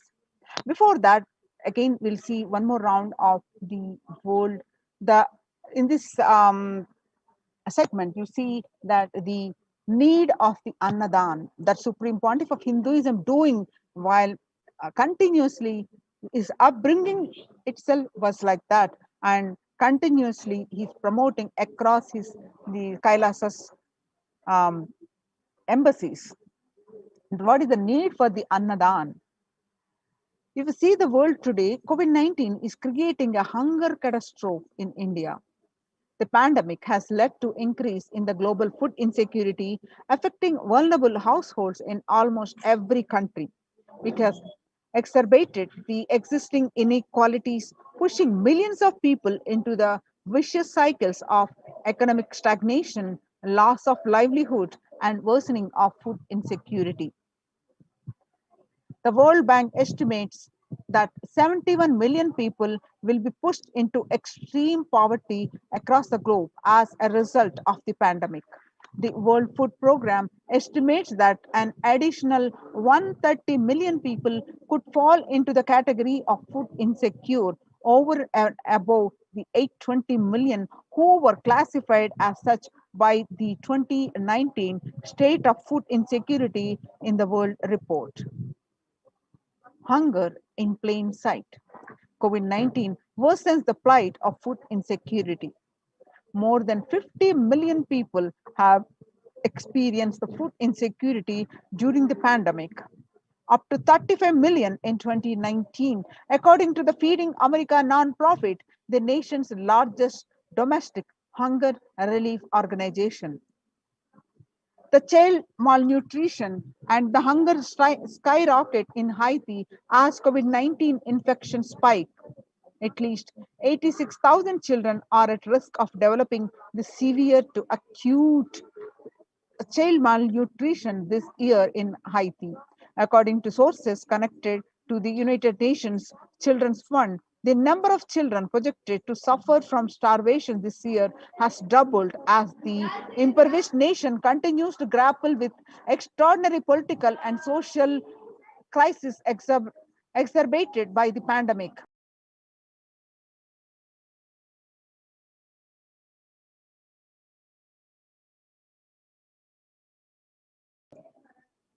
Refugees are paying the highest price in the COVID-19 pandemic.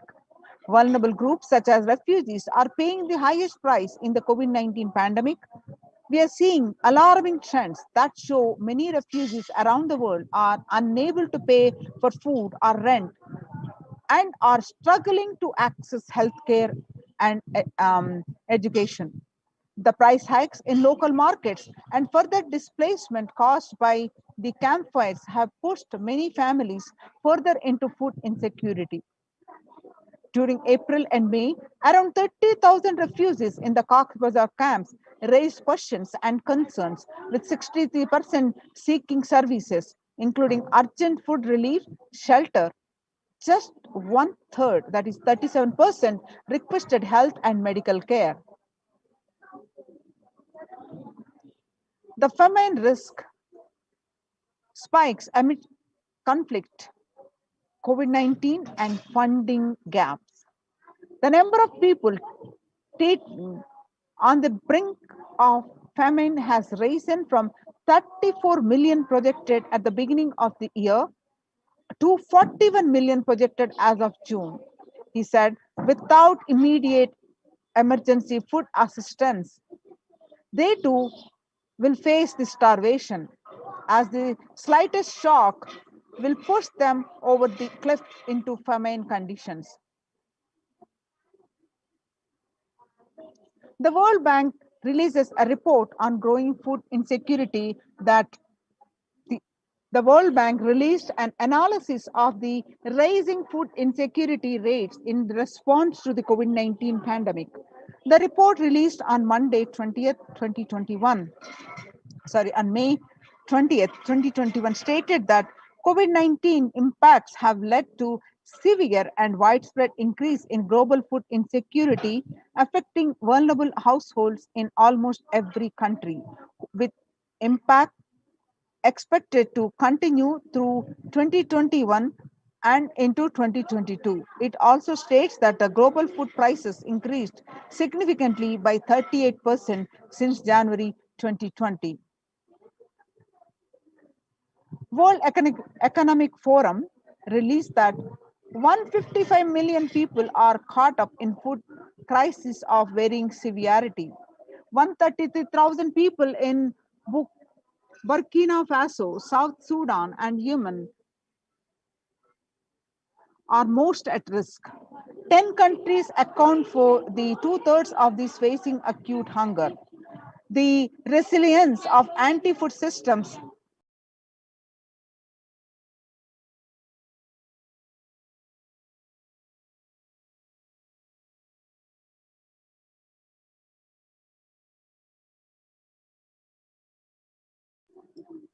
The resilience of anti-food systems is being eroded by conflict, insecurity, and environmental trends. Join now in these COVID care protection centers. Register now through the link below, https://kailasa.org/kailasa care. Now let us understand the revelations from the Supreme Pontiff of Hinduism, that you eat, you become what you eat. What you eat contributes to what you think. What you think contributes to what you cognize, and what you cognize contributes to who you are. So what you eat directly affects to who you are, and that is why I am making the statement, you become what you eat. What is in your plate matters, because that is going to become you. Violence based food derived from killing animals and life negative chemical based toxic food both harm the system equally. Organic vegetarian food is not just for health, it gives you an inner space, physical system, physiological flow to develop the highest psychology. To develop highest psychology, not only your physical system, even your psychological flow needs to cooperate. You become what you eat. Your brain is constructed for all these higher things. When you don't explore the higher things, you are bound to feed the lower things and keep your brain engaged for survival.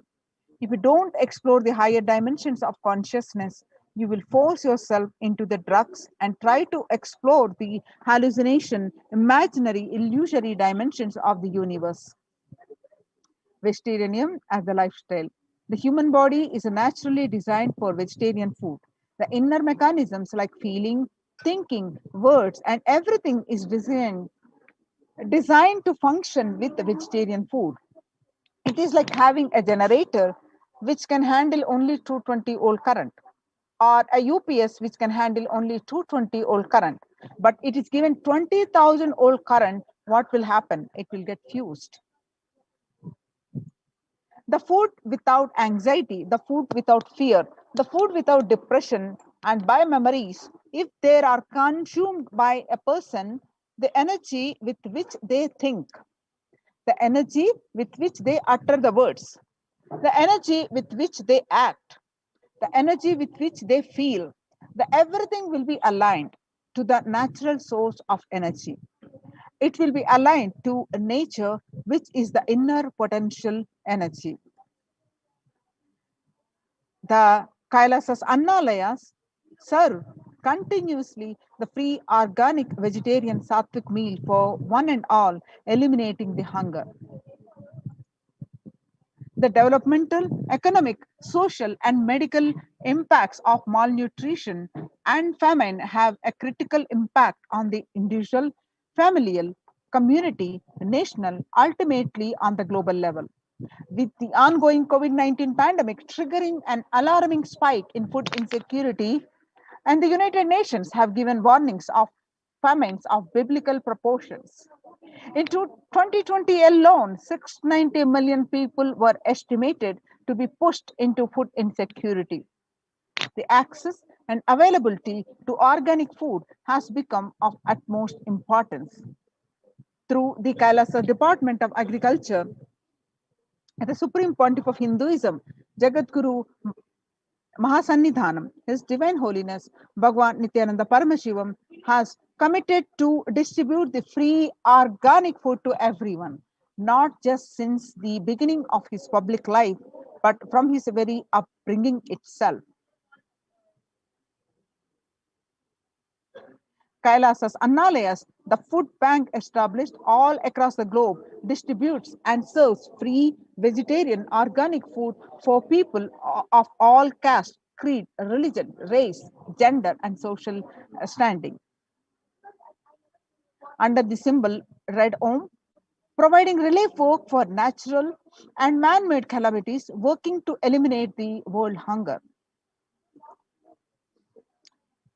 Supreme Pontiff of Hinduism said on 17 June 2019, he reveals that we will revive the food supply system of Kailasa. Before you get hungry, food will be ready. Continuous Annadanam. I am not giving any fantasy. It is already become a reality. You can see the pictures way back in 2002. This picture is taken on 22 November 2002. The pictures show the early days of Kailasa's spiritual mission, where the Supreme Pontiff of Hinduism is offering Annadan, providing a free organic vegetarian meal on Kartikeya Deepam in This picture is taken at Tiruvannamalai, India. And on 2013, you see these pictures where you find the Supreme Pontiff of Hinduism on his right hand side with a bandage, even with a fractured hand. The Supreme Pontiff of Hinduism, Jagadguru Mahasannidhanam, His Divine Holiness Bhagwan Nithyananda Paramashivam, engaged in selfless work day and night, inspiring the peacekeepers of Sovereign Order of Kailasa to engage in selfless service, leading the nation of Kailasa by example. In 2011, the Supreme Pontiff of Hinduism had a multiple compound fracture with the bone protruding out of the skin. In 2013, 2 steel implants that were fastened in 2011 were removed as the bones had healed completely, and this picture is taken soon after the surgery, and he was ready to serve everyone, serving the Annadan. And you can see this picture taken on 3rd January 2012 at Pondicherry, Thane flood relief. And this picture on 3rd January 2012, again, some more pictures from the Thane flood relief. And this picture, you see, again, the Thane flood relief serving the thousands of victims, the Annadanam happening. Nithyananda Annalaya inauguration at Tiruvannamalai, India on 9th September 2011, where you find in this picture the Supreme Pontiff of Hinduism serving the Annadan to one and all. This picture that you see on 25th November 2005, Arogya Yoga Health Workshop in Tamil Nadu, where you see the thousands of devotees and you find the Supreme Pontiff of Hinduism himself serving the meals. And you see this picture on 12th December 2007, Nithyananda Purana Meditation Workshop and Salem, India, where you find the thousands of devotees are taking part the Annadanam.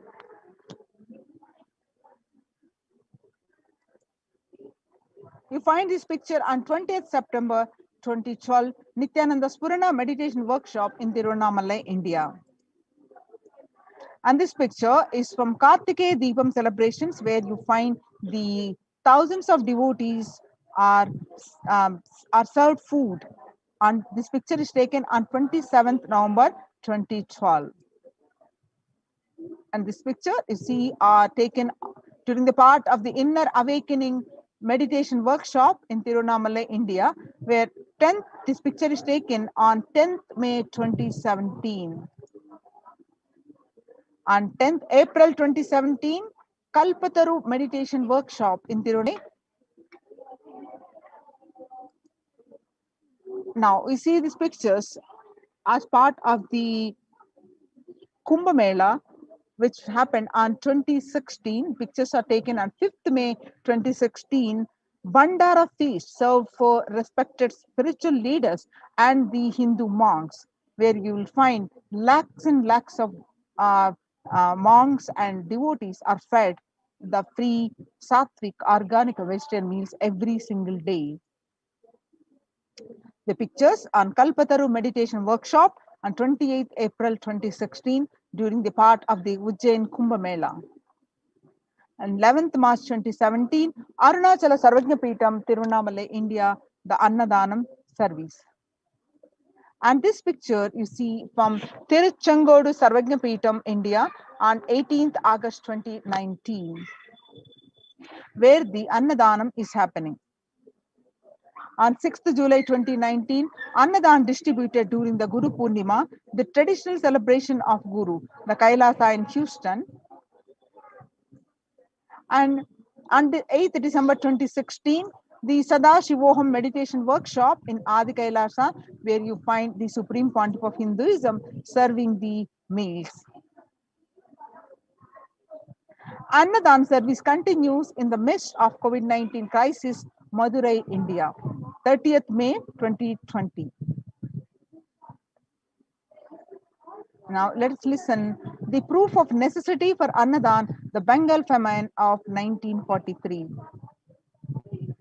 What I found in researching the Bengal famine was that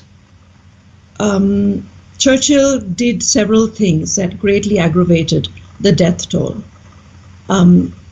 India was being used extensively for the war effort. Indian resources, Indian soldiers, and Churchill repeatedly refused to acknowledge the fact that the extent to which India was used could lead to famine. Viceroy to India, Archibald Wavell, called the Bengal famine one of the greatest disasters to have befallen people under British rule, and said the reputational damage was incalculable. During one government discussion about famine relief, Secretary of State for India Leopold Amery recorded Mr. Churchill saying that any aid sent would be insufficient because Indians bred like rabbits. Now you see,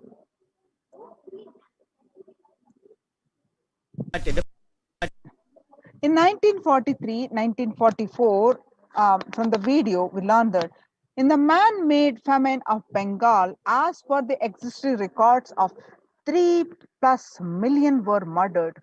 The Prime Minister of the world's biggest empire, controlling the 1/3 of mankind, claimed that they could not do anything about the people dying of hunger because Hindus bred like rabbits and the famine was their fault. In 2016 Ujjain Kumbh Mela, the peacekeepers of Kailasa served organic food to over 3 million people. Peacekeepers of Kailasa, under the leadership of the Supreme Pontiff of Hinduism, served the more than 1 billion free meals in that Ujjain Kumbh Mela in past 26 years, and are determined to end the hunger and poverty in all its forms. Kailasa, with 200 peacekeepers at any given time, can deliver what even one of the biggest countries could not do. Kailasa is not driven by war or fear or greed. It is an enlightened based nation driven by selfless service.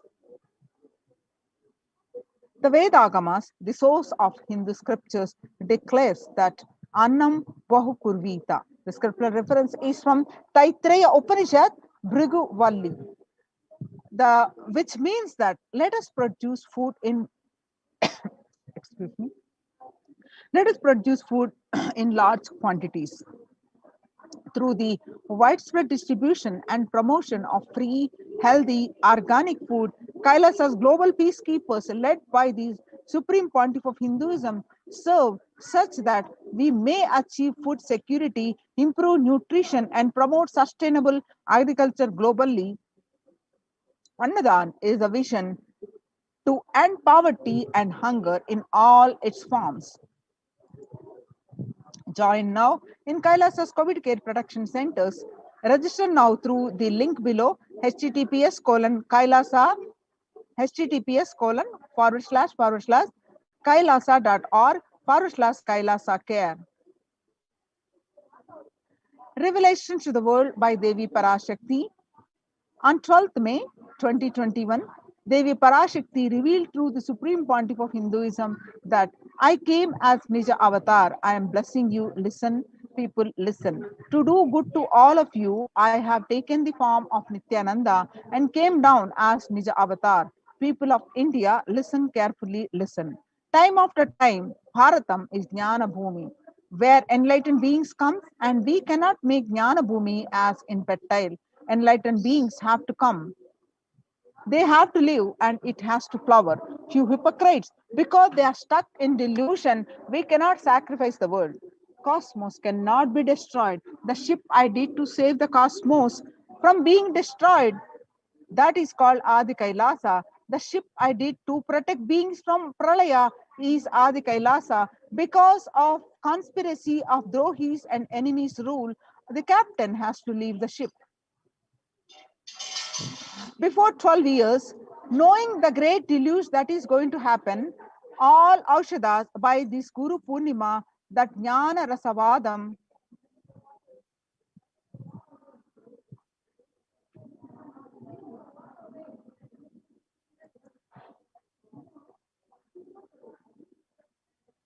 Before 12 years, knowing the great deluge that is going to happen, all Aukshadas, by this Guru Purnima, that Jnana Rasavadam, Navapashana is going to flower, allow people to come and take dip in Navapashana flower.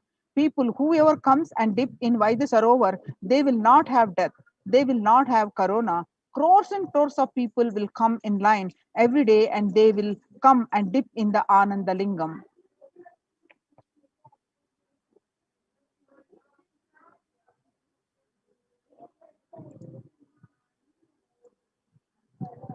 Listen well to my words. For India, I made ship as protection.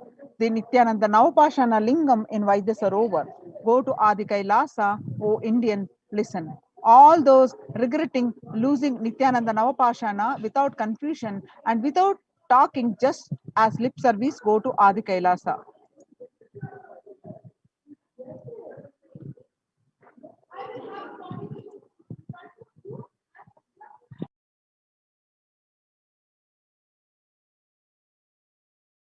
Continue the next segment after a short break.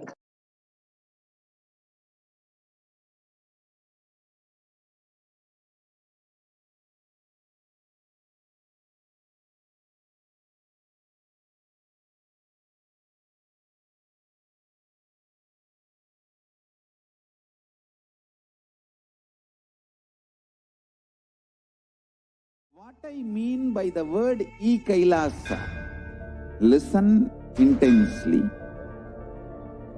Enlightenment ecosystem, literally enlightenment itself, in your own home, wherever you are. If you cannot come to Kailasa, it's okay. Kailasa can come to you.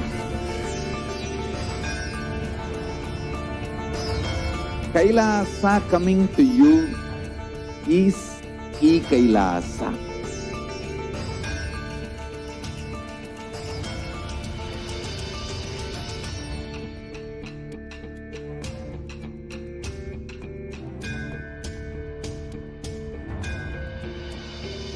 I will revive Hinduism. I am a Hindu revivalist, not by any revolution, but by evolution.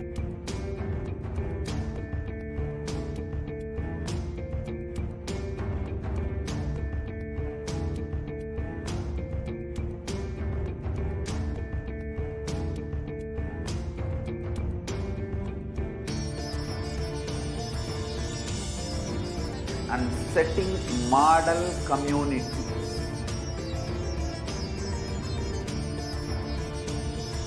Kailasas, enlightenment ecosystems, Sarvanya Pitas all over the world.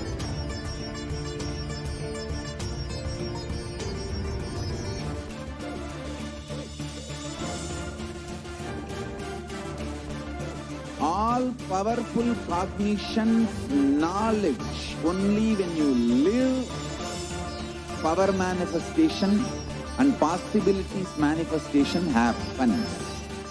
This is a fundamental truth.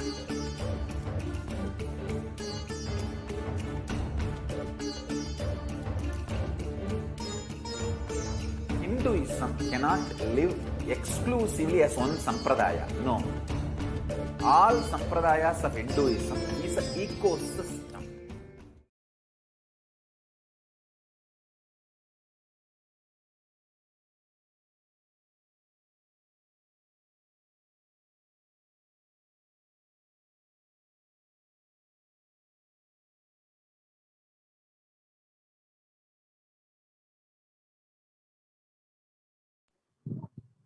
Sorry for the technical glitch. Okay. So on 12th May 2021, Devi continued to say that before 12 years, knowing the great deluge that is going to happen, all Aukshadas by this Guru Purnima, that Jnana Rasavadam, Navapashana is going to flower. Allow people to come and take dip in Navapashana flower. People, whoever comes and dip in Vaidya Sarovar, they will not have death. They will not have corona. Crores and crores of people will come in time.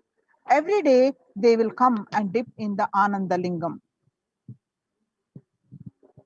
On 13th May 2021, Devi continued to reveal that, listen well to my words. For India, I made ship as protection. The Nithyananda Navapashana Lingam in Vaidya Go to Adi Kailasa, O Indians, listen. All those regretting losing Nithyananda Nija Avatara, without confusion and without talking, just as a lip service, go to Adi Kailasa. Scores of people will come there looking for health, Navapashana water feast and medicine, to get health and protection and enlightenment. To protect India from the great destruction, I, Parashakti, made this huge ship. Even if the captain is not there, ship is there. When the first world countries closed their borders during a massive global emergency, Kailasa has opened its doors to all without exception. Join now in one of the COVID care centers. Kailasa rushes to aid India as India finds itself on the verge of COVID-19 third wave. Multiple free COVID care centers opened across India. Various social services offered during the pandemic in the Kailasa de facto spiritual embassies across India. Spiritual services offered during the pandemic in Kailasa's de facto spiritual embassies across India and cosmic revelations on global pandemic.